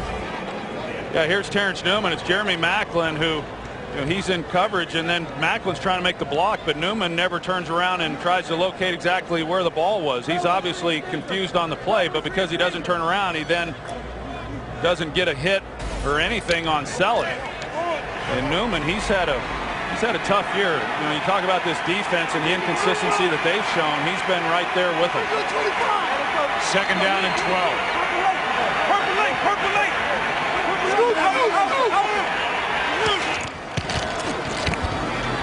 A lot of talking at the line, and it's McCoy going backward for 2. Spencer, the first guy there. Here's a game break. Here's Kurt. Well, the San Francisco 49ers still have a shot at that number 2 seed, which they currently own right now. Frank Gore getting their first touchdown in the game against Seattle, even in the count at 10 apiece. They're trying to hold on to number 2, Troy Pant. Yeah, they can clinch that as long as New Orleans loses Monday night at home to Atlanta. And that battle in the NFC South, otherwise that will be up in the air, provided the 49ers win that game going into Week 17. On third down. Vick. That's batted away by Scandrick. Fourth down, and that'll bring the rookie kicker Alex Henry onto the field. You talk about the number 2 seed, Joe, with San Francisco and then New Orleans. The fact that it's coming down to the wire, you know, in all likelihood both of those teams will have to play next week to try to secure the number 2 seed. You know, if you're San Francisco and whatever may or may not happen, and the team that then doesn't get it, you know, in a lot of ways they were in playoff mode right up until they got in. Reeves leading the Saints as a penalty flag is thrown. No flag is down on the field, and the 43-yard field goal try is good from Alex Henry. He has now made 13 straight. They pick up the flag, the 3 points good, and it's 17-0 Eagles. Michael Vick's had a nice day. 16 of 26, 267 yards, 2 touchdowns, no interceptions. Almost had a third touchdown that Avant fumbled into the end zone for a touchback. And he's hit 8 different receivers in this game. Cowboys will start at their 20, down 17 points now. You can get coverage of every NFL game on NFL Mobile. Call ** NFL to get NFL action right on your phone. Well, not that anybody wondered, but if you had any questions as to what Tony Romo means to this team, I mean, we're getting a chance to see it here today. You know, even though, as we said, Stephen McGee has come in and he's done a pretty nice job. Hadn't really been able to get the ball down the field too much, and that's what Tony Romo brings to this offense. Over the years, this has been a big play offensive attack, but they haven't been able to get anything like that in this game. It was a third down throw that took Romo out of this game when his follow through with his right hand hit into the helmet of Jason Babin. Here's Sammy Morris, good for 2 over the left side. So Romo came out. First, here's a look at the injury on a day where really all they were hoping was to get through this game, as it turned out, with a win by the Giants. Get out of this game healthy. Well, it swelled up. That was the first wrap. And now it has progressed to this, where whatever ice is available in the Dallas area will be used to make sure that swelling gets out of the right hand of Tony Romo during the week before that game against the Giants next Sunday. Here's McGee. And penalty flag flies out of the secondary. McGee slides down short of the first down. Penalty came, as you said, it was in the secondary. I'm not sure exactly what the call is going to be here. I didn't see much. Take a look at what it could be with that contact with Brian Roll. There's no foul for illegal contact. The quarterback was out of the pocket. Third down. So they pick it up, and it'll be third down after the 6-yard run by McGee. You talk about Tony Romo's hand, and the initial report anyway is encouraging that it's not broken, and I think there's then a tendency to say, hey, he's going to be just fine. Even though I think he would have come back in and played if this game was meaningful, I wouldn't necessarily assume that he's fine. I mean, obviously, anytime you're talking about an injury to the throwing hand, it's of concern. But I've had some injuries that, without broken bones, have given me some problems throwing a football, but most of those have been to the thumb.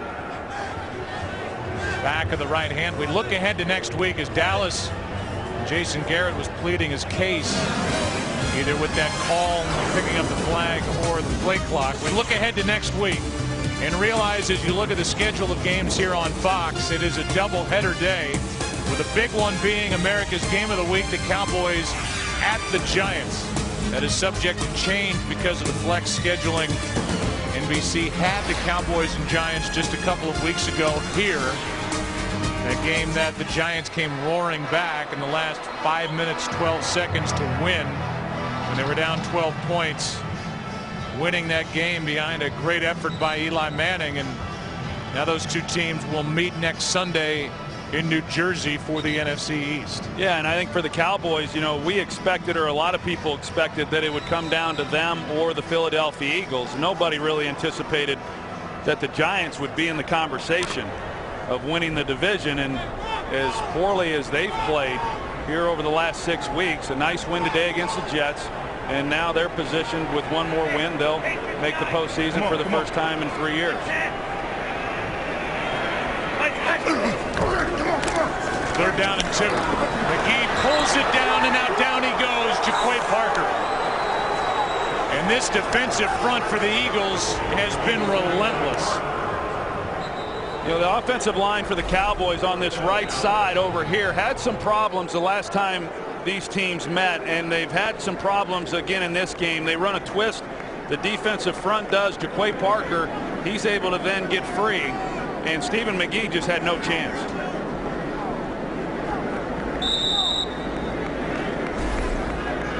So the sack brings up 4th down, and another punt from McBriar. Cole has one in this half, and now Parker. Chad Hall from inside the 40, and he tripped himself. Turf Monster got him. Punt of 43 yards. He had some room to run. He got a little too excited. Eagles have it up 17 here in Arlington. Fox. Time running out on this third quarter as we welcome you inside our broadcast booth. Everybody, I'm Joe Buck. That's Troy Aikman. Pam's down on the field, and been talking a lot about Week 17 and the matchup with the Cowboys and the Giants. But how about overall? I mean, I think it shocked everybody that Green Bay lost for the first time in 20 games, that 19-game win streak at Kansas City, but they still have to be the favorite going into the tournament. Yeah, I mean, as long as Aaron Rodgers is upright, they're the favorite, and it's hard to imagine. You know, even though Kansas City beat them with pretty good defense, I still think that anybody that beats them in the postseason is going to do it with a lot of points. And really, that's the case as McCoy carries it over the left side.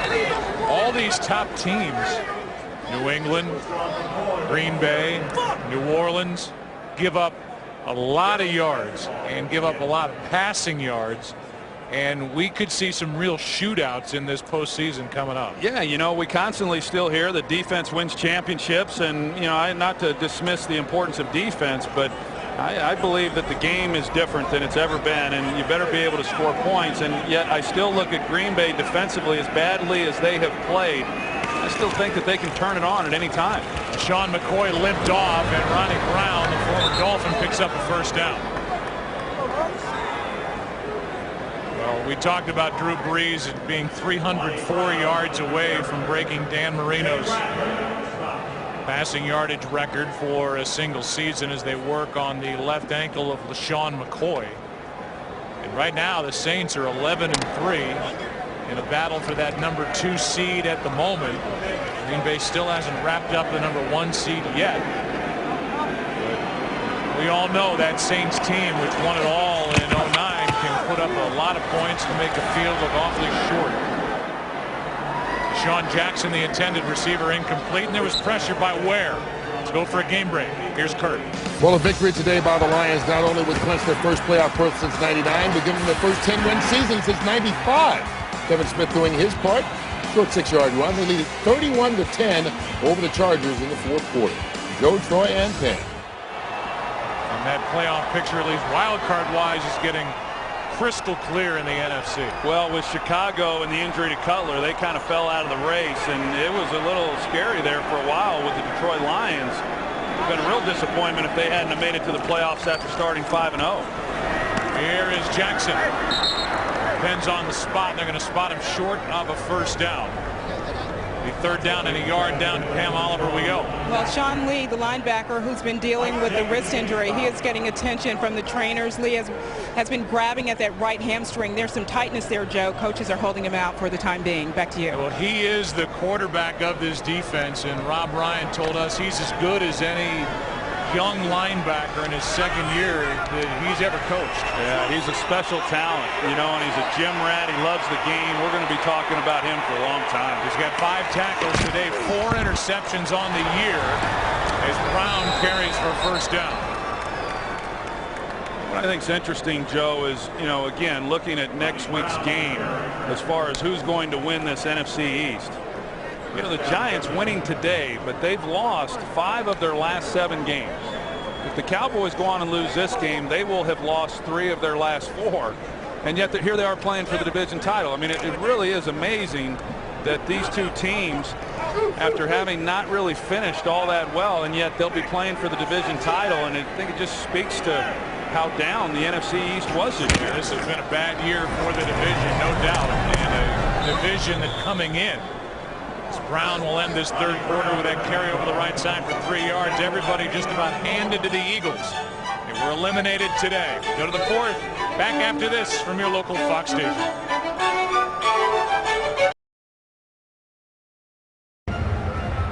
Sean McCoy is still on the sideline. He started the day 60 yards behind Maurice Jones-Drew of Jacksonville for the league lead in rushing. The Eagles and a great running back, Steve Van Buren, a Hall of Famer in the mid to late 40s, who was dominant. And it was a record-setting year this season for McCoy with his 17 rushing touchdowns, 20 touchdowns overall, breaking both records that were held by Van Buren in the great 1945 season. Vick goes down, and that's DeMarcus Ware with his second of the day. And that, for Ware, who had 4 sacks over his last 7 games, gives him 18 on the season. And Clay Harbor actually does a decent job. I mean, it's hard to go one-on-one against a guy like DeMarcus Ware. He's getting pushed back, but at least he stayed in front of him. It was more that, you know, Vick just not able to get the ball out of his hands right away, and as soon as he steps up in the pocket, then DeMarcus Ware was right in his face. At the start of the day, it was Babin leading the NFL with his 18 sacks of the Eagles. He's had a tremendous impact, one of the free agent additions that brought him back after a year with the Titans, but now Ware is tight end. Third down and 12. Ronnie Brown is wrapped up by Hatcher after a gain of 5. DeMarcus Ware on that previous play when he sacked Michael Vick, and you see Clay Harbor, that's tough duty right there. I mean, he's getting pushed back, and you know, nowhere for Michael Vick to go with the football, and you see the respect between those two right there. But you know, when you get the single coverage, boy, you just don't have a whole lot of time back there to hold him. This will be the longest attempt of the season for Alex Henry. It was hit 13 straight. As it attempted one longer than 47 yards this season. And the rookie drills it. That is 14 straight from the rookie out of Nebraska. 20-0 Eagles here in the fourth. Today's game is sponsored by Lowe's. Lowe's, never stop improving. By Corona Extra, who invites you to find your beach. And by Burger King. Thicker cut for more flavor. Try the new fries only at Burger King. We welcome you back. We talked a lot about the top 2 guys in sacks around the NFL. The one guy we're leaving out, or I am, is Jared Allen, who's not talked about because the Vikings season has been so bad. Well, they won today at Washington, and Jared Allen had a sack in that game. He leads the NFL with 18.5 as Dwayne Harris with a big return out across the 45.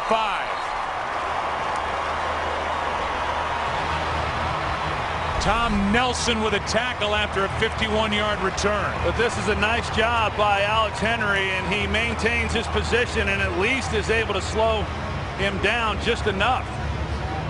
I mean, Dwayne Harris, as you see, he's got a free run right down the middle, but Henry is able to, a lot of times one-on-one on a kicker like that, you've got no chance, but yet Henry was able to do just enough to keep Harris from taking it to the house. Henry's only 177 pounds. He hung in there enough to slow down Harris. 51-yard return, no touchdown. From the 49, McGee fires, and he's nearly picked by the rookie Roll. Trying to get it to Witten, and Brian Roll, who does not have an NFL interception, almost got one and a touchdown. Yeah, that's because the ball was thrown behind. I mean, Jason Witten is very good at running that stick route from the tight end position, and you try to get the linebacker on his heels, but you have to throw that one out in front. Anytime that ball's thrown behind, that's where the linebacker's coming from, and boy, Brian Roll had a great opportunity to make a play on that. So in this brilliant season for LaShawn McCoy, he's carted off the field. Looking at his ankle a bit earlier, and he is into the dressing room. 2nd down and 10. McGee is lucky that wasn't a pick. Here's Morris. Matthews on the stop. Now we look at the sack leaders. So Jared Allen is in front. For the Vikings, he has played hard all year. Minnesota got the win at Washington with 18.5. Babin started the day with 18. He does not have any yet. DeMarcus Ware has 2 to tie Babin in that race. 3rd down and 5. I got to believe there's some motivation as to why DeMarcus Ware's been playing as much as he has here in this game, and the sack total being a big part of that. McGee's flushed out of the pocket. Now downfield for Austin. He overthrew it. That'll bring up 4th down. 4th down and 5. Yeah, they're trying to get something going. I mean, there hasn't been a lot of shots down the field. This is one of the few that we've seen, and had a chance, just unable to connect.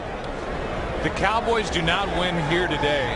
The NFC East will be won by a team with less than 10 wins for the first time since the 1970 NFL merger. Cowboys next week will be shooting for their 9th of the season. They trail here today at home to Vic and the Eagles by 20. Let's look ahead because it's so fun to do.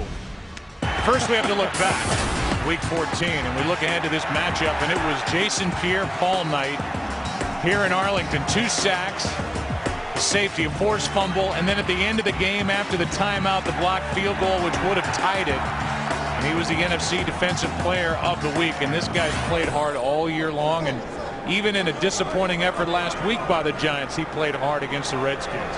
Yeah, he's been their defensive MVP. And he is just figuring out this game. The sky is a limit for him. There's going to be a hold on this, as the pass is short of Avant. Holding. Number 62 offense. Half the distance to the goal. Repeat 1st down. That's Kelsey, the rookie center, joined by the rookie Danny Watkins up front at right guard, a former left tackle in college. Yeah, that group overall, I mean, some changes made up there as they came into the season. Of course, moving Todd Hermans to right tackle, but a rookie center, Jason Kelsey, who started all this season, and he's going to be around a while too. That's a tough position to play for anybody. But to do it as a center, that's really saying something. To have 2 rookies playing this year, that's something they can build on a little bit. 1st down and 15. Here's Brown. Ronnie Brown with a nice run to take it across the 15. McCoy is out there taking x-rays right now of his left ankle. That was good for 10. I talk about the offensive line and maybe building around 2 young rookies. Right guard Danny Watkins, who was their 1st-round pick out of Baylor. He was 26 years old when he was drafted. 27 years old now. He had his birthday, so he's not a young guy. He took up football late in his career. Was a firefighter for his first 5 years out of school, and then picked up the game. And here he is, a starter up front next to Kelsey.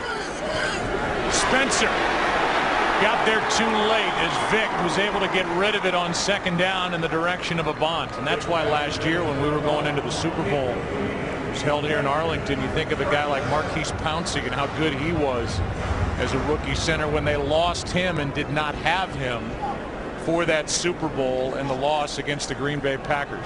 You know, the centers around the league and the centers that I worked with when I was playing are usually the smartest guys along the offensive line. They have to make so many of the calls, change protections. They do a lot. They have to do a lot within the blocking scheme. It's just a tough position to play. It's 3rd down and 5.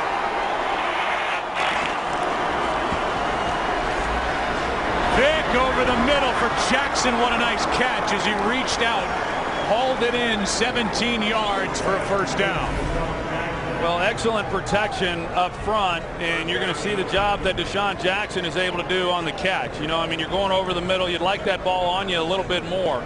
Anytime you extend your arms out there knowing there's a free safety in the middle of the field, you're expecting a collision, but Deshaun Jackson's a fearless guy going over the middle of the field. And with that said, this has been a disappointing season for Deshaun Jackson. There's no other way to look at it. Absolutely, and disappointing to him as well because he's still waiting for that contract. That was the talk coming into camp. It never happened. Jackson has been one of the most dynamic players in the NFC, has made the Pro Bowl as both a returner and as a wide receiver. He's a big play threat in a league filled with big plays, and the Eagles have him. He is not getting that contract yet, and you wonder what the future is for Jackson and the Eagles. He's been underpaid for a number of years, and I can understand the disappointment, but you still got to go play. This is McCoy back in the game, out of the X-ray room and back into the game. No game. You know, this group, you know, as we said coming into the game, I mean, as long as they're healthy, and they can keep this group together. I mean, it's an explosive group. We've seen it this year. As we said, the thing that held them back was all the turnovers that they had.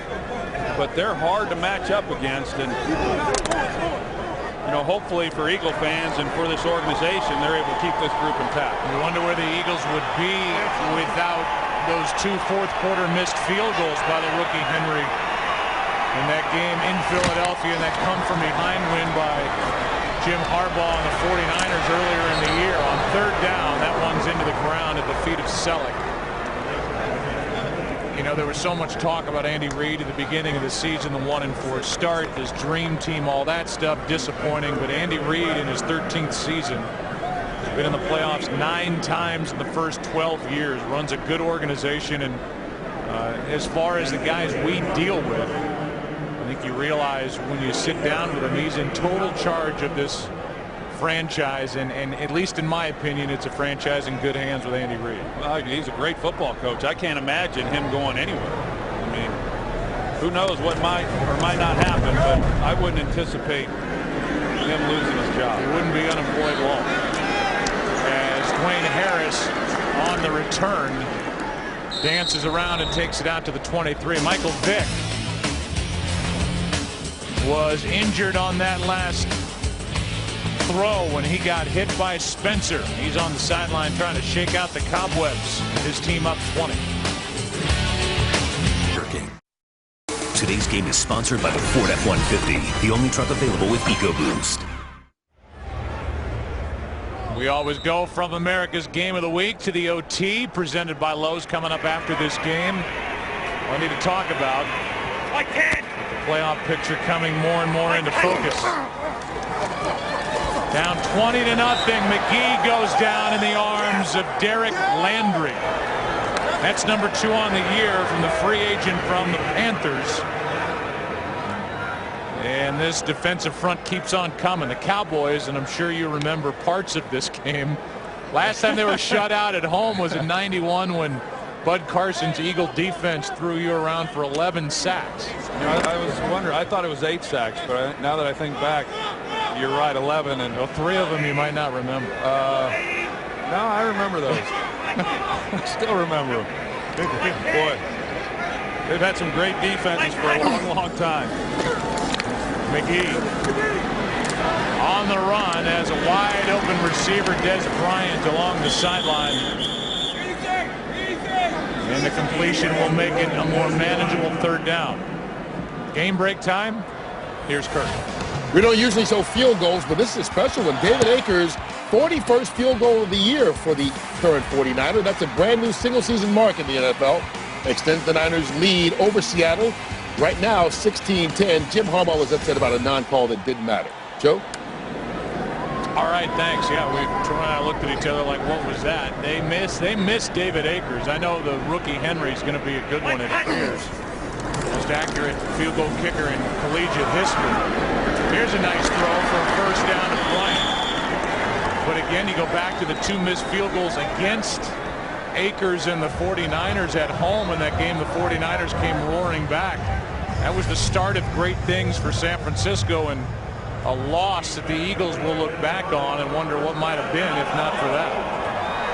Yeah, of course, David Akers had some really great years in Philadelphia, and I don't know exactly where they would be without him in San Francisco. I mean, he's had an excellent season for the 49ers. Trying to get some points here before the end of the day. McGee and the Dallas Cowboys. That's Washington, and he is hit and dropped by Keenan Clayton. And a loss on the play of 3. At the end of it, Stephen McGee going to the ground, once again. And this is a tough one, Joe. I mean, when you think about this game and what we've seen, it's, as I said earlier, the offense you can understand a little bit because Tony Romo not being in there, but well, I imagine they'll be able to put this one behind them, knowing what's at stake as they go into New York. That said, Romo doesn't block, and this is the real offensive line for the Dallas Cowboys. And they've had their hands full today. That ball looked like it bounced in there, but for now, and now they're going to overrule. They said catch it first, now they say incomplete. And McGee has been hit a lot here today. That was incomplete. Yes, he has. And I think that was somewhat anticipated coming into this game because of what Philadelphia has done all season, but then more importantly, what they did against this Cowboys offense the last time the 2 teams met. The Giants certainly capable of putting on that same kind of pressure, but they really haven't been able to do it this year very consistently. There's the day for McGee. Montre Holland is down on a knee. Holland was brought back. He was originally supposed to be the starter when they let Leonard Davis go, and he came into camp overweight. They sent him away. He lost some weight. He's more of a presence and a bigger body inside. They put Bill Nagy on IR. A rookie, and it's Holland, and it's good for the Cowboys to see Montre Holland get up and be able to walk off on 3rd and 13. Yeah, now they put Kevin Kowalski, the free agent rookie, there at left guard. See how he holds up. Cullen Jenkins across from him. Babin gets there too late. Washington on the catch, and he's got a 1st down for Dallas. And Babin came close, but got there a step late, and that catch and run by Washington, 15 yards and a 1st down. Well, they're getting so much pressure there on Stephen McGee, as we said, that they run the screen pass to Washington, and McGee finds himself on his back again, but at least for the Cowboys, they're able to pick up the 1st down. Under 7 to play in this game.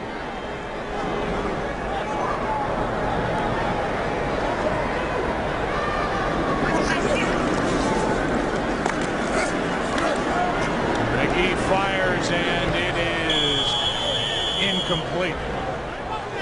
Martellus Bennett couldn't secure it. Lost his helmet, lost the football at 2nd and 10. We'll go back to Juan Castillo as defensive coordinator, and Eagle fans certainly know that it's been well discussed. Him going from offensive line to defensive coordinator. I don't know what ultimately happens, but I've got to believe that if he's not back as defensive coordinator, that he'll remain on this staff, and I think maybe even offensive line coach. I mean, he was an outstanding offensive line coach.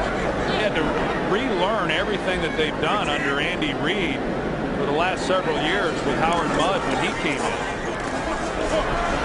Here's a pass batted down by Witten. We've talked a number of times, Troy, about the biggest acquisition you could make the case in the Andy Reid era was Jim Johnson as defensive coordinator. They've not been able to replace him. The one guy who studied under him, Steve Spagnuolo, could be out on the market if he's let go as head coach of the Rams. He's got ties to the Giants, won a Super Bowl as coordinator there of the defense. And he would be a guy that if they wanted to make a change, Andy Reid would look at all. I think Steve Spagnuolo, I think he's going to be picking his team at his price when this season's over. I mean, you think about it, as we said, so many explosive offenses to get a defensive guy that's proven to be under demand. McGee fires for Robinson. We haven't said his name today, and LaRon Robinson on third down is short of a first down. I figure the Cowboys will go for it after a 5-yard catch. Asamoah. You know, you show LaRon Robinson and the year he's had for Dallas, and I hope Jason Garrett got Norv Turner a really nice Christmas gift, because Norv gave him his back in August when he turned LaRon Robinson loose and let him know that we've got an awfully good receiver here who we're not going to be able to keep because of numbers. He knew the offense already. He could step right in and play, and he's been outstanding. LaRon Robinson cannot re-sign until the season is over. But he's going to get a deal here with the Dallas Cowboys. That's Bryant on fourth down for a first down. Covered by Asamoah, and Des Bryant with a catch, good for 9. Yeah, Asamoah, he likes to come up and play press. He doesn't try to get physical with Des Bryant. That's really his strength. He's able to get inside, and they pick up the first down.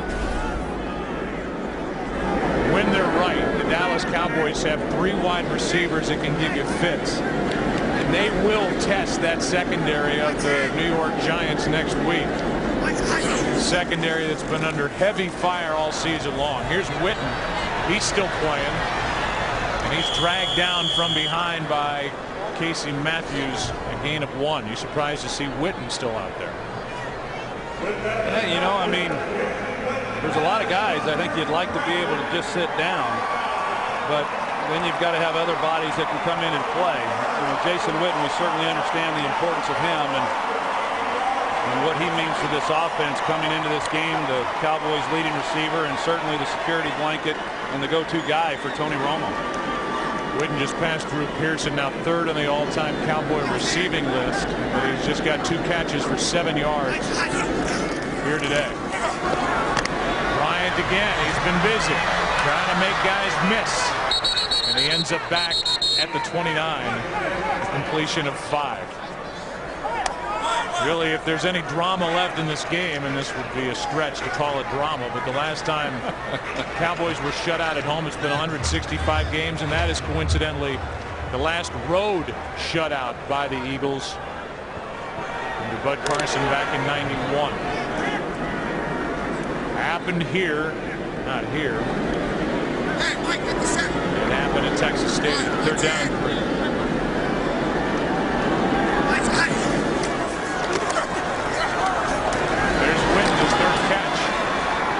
Down. We talk about that shutout back in '91 against the Eagles. That '91 defense was #1 against the run, #1 against the pass, #1 overall. And we had to face them, of course, twice a year. And I remember that year the Broncos played them in Elway and Warren Moon, and they got a taste of what Gang Green was all about. I mean, it was not fun facing those Eagle defenses during those years. From the 18 on first down, McGee.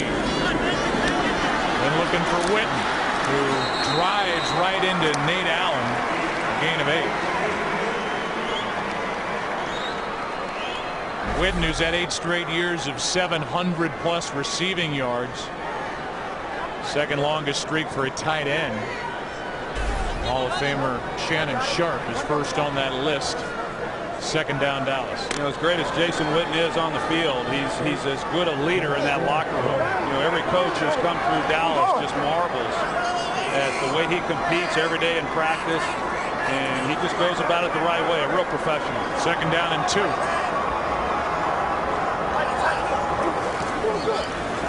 McGee for Witten, incomplete, covered by Allen. 3rd down. Witten's getting a workout here at the end of a meaningless game for Dallas. We came on saying there was a roundabout way Dallas could be a wild card team getting in. That's been eliminated with the different results that have happened here in week 16. So with that, next week is legitimately win and in, lose, and you're finished. It's going to be fun. The playoffs start early. You know, for some of these teams like the Eagles, they're obviously not going to get in, but they had to win a lot of games here down the stretch. But next week, they're at the Meadowlands. It'll be a true playoff game. 3rd down and 2.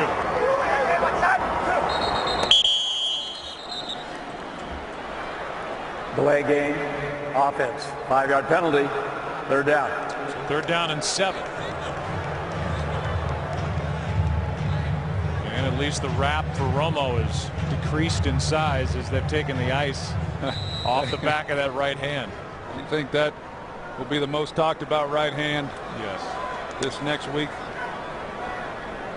They'll be giving updates on it hourly on the ticket. All your friends at the ticket. Oh, it'll be. How will tomorrow be? I'll give you a report. Okay. Fake Jerry will be talking to the fake Jason. End zone. Incomplete. Hansen on the coverage of Miles Austin. And it's 4th down. Ball was just a little bit late getting there. Looks like Miles might have had a chance at bringing that in. No, he got a hand. He got a hand on it right at the last minute. But you know, Stephen McGee, typically you work deep and then come shallow. And in most of the game, he's been looking underneath and getting the ball out of his hands. He looked underneath that time and then was late trying to get the ball to the corner for the touchdown. Here's what likely stands in the way of a shutout. Timeout taken by Philadelphia. 4th down when we come back on Christmas Eve in Texas. 4th down and 7 for Stephen McGee. Took over after the first series with the hand injury suffered by Tony Romo.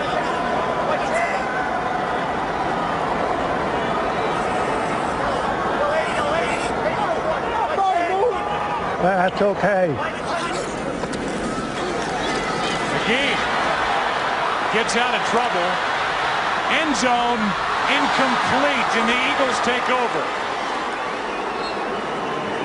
Pass was behind Martellus Bennett. And with 2:13 remaining, the Eagles will have it up 20-0. Well, Stephen McGee, I mean, he does a nice job of avoiding the sack, stepping up in the pocket. He's got him. He's got him, but a ball that was thrown behind. We've seen a few of those, but he had a chance. The ball kind of comes out. I've seen that a couple of times, too, with him, that the balls just not come out real tight. But they had a chance for Martellus Bennett, maybe even Miles Austin, and just not a very good throw. But credit Jason Garrett for not settling for the field goal and trying to come away with a touchdown. Here's LaRon Robinson. He was left alone screaming for the ball, but by that point, McGee was running out to his left. That guy always says, hey, I was open. I said, that's great. And I was dodging 300-pounders. And now 1st down as the Eagles take over, and they'll just attempt to run it out. That's Ronnie Brown. Out to the 19. That will take us to a 2-minute warning here at Cowboys Stadium. Somebody stopped that clock with 2 minutes left. The Eagles with the ball up 20-0 over their rival, the Cowboys. Today's game is sponsored by AT&T. Get it faster with 4G. Rethink possible. 2nd down and 6 for the Eagles, who were eliminated from playoff contention here today because of a Giants win over the Jets. Michael Vick, 18 of 32. 293 yards, 2 touchdowns, no interceptions, hit 8 different receivers. Hands here to Brown, who was a yard shy of a 1st down. And for the Eagles defense, their first shutout since December 1st of 1996, 243 games.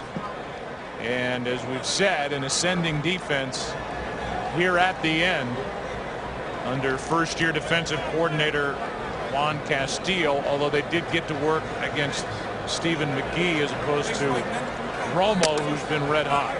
Yeah, I just applaud Jason Garrett for going for the touchdown rather than just settling for a field goal in a meaningless game when the score really doesn't mean much. And yeah, I guess if you wanted to keep that alive in terms of coming away without a shutout, very easily could have just settled for the field goal. Well, he'll get the ball back. If he's worried about the shutout. As the clock will continue to wind on 4th down.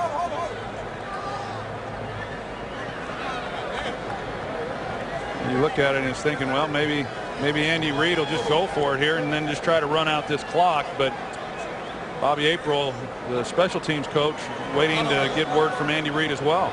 Andy Reid is going to call a timeout, it would appear, as he is right in the ear of the official. Play clock winding down on 4th and 1. This will find out how important the shutout is to Andy Reid. Whether they are going to punt. One timeout left for the Eagles, but 30 seconds left in the game. Let's go for a game break. Here's Kurt. Hey, don't put San Francisco in that number 2 slot yet. After they had a punt block, Marshawn Lynch gets the first rushing touchdown against the 49ers all season. Seattle now has the lead 17-16 at home in the 4th quarter. Joe, Troy, and Pam, as soon as you guys are done, we'll take your audience to finish it out.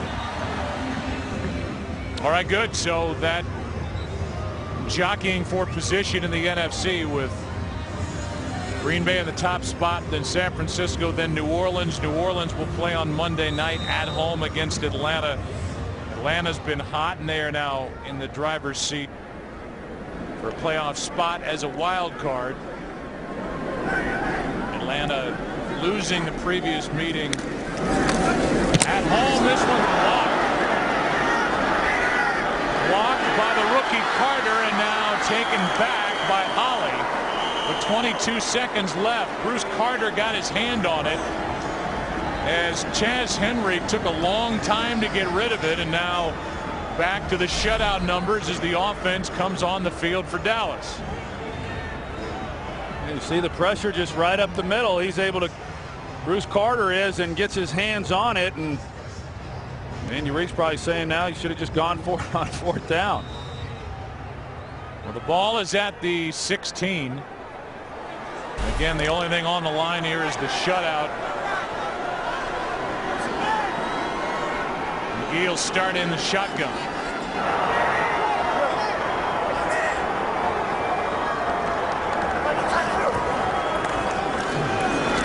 McGee gets out of trouble, looking for a block. And out of bounds inside the 5 of the first down, 12 seconds left. Well, Stephen McGee's just not able to find anybody open down the field, and that time protection was pretty good. You can see he has some time to look around and see where he can go with the ball. He had the crossing route coming across his face, but he decides not to throw it to him, and nice little game for him. One thing he's going to have to find after this is a cold tub and a hot tub, because he is limping. He's been hit a lot. I think Romo's got some extra ice for him. 12 seconds left in the game. Will there be a shutout? The big drama left in this. The answer, no. Touchdown, Austin. And with 7 seconds left, the shutout is averted by the Dallas Cowboys thanks to that blocked punt. And maybe the most mild celebration of a touchdown, as we're giving the drama all we can here on the shutout. You sure are. I like that. Hey, well, just tuning in, they're saying, what's the score right now? Right. Well, it's about to be 20-7 with 7 seconds left. The story of the day will be Tony Romo. It'll be what happened in the Meadowlands while the early part of this game was happening here in Arlington. Romo started the game, and then in the first series on a 3rd down on his follow-through was crunched by Babin and hit his right hand on Babin's helmet. And you can see the swelling, it just ballooning up. They wrapped it, put ice on it. The ice is off that hand, but he is elevating it and he'll be working on that thing all week to try to get the swelling out of there and be right for their matchup to win. Winner will win the division next week at the Giants. He's spending a lot of hours there in the training room after everybody's gone home, I'm sure. And what did he tell us the other day, Joe, that considering how he was playing coming into this game, and then the fact that his guys, I mean, he hasn't really had his full arsenal for much of this season, but they were finally back and healthy, that this is as good as he's felt at this point in the season than any other point in his career. And now you can read lips there. He said, I'll be all right. That's the first time we've seen him smile since coming out of the game, but who knows how that hand will respond during the course of the week. That's right. Chad Hall waits for the kick. He's back. In a 20-7 game, squib kick, and Ronnie Brown will slide down, and that means we'll have one more snap, and that'll be the end, at least for these two teams, of week number 16 in the NFL in this 2011-2012 season. Jason Garrett's team will go to 8-7. Andy Reid's team will go to 7-8. In what has been a season with many missed opportunities for each side. And there's the matchup next Sunday, and that's all that matters at this point. The winner wins the division, goes to the playoffs. The loser's finished. And we'll take a break and come back here to Arlington after we step aside. It is Christmas Eve here in Texas. And it was all Philadelphia here this afternoon. A 20-7 win here in week 16.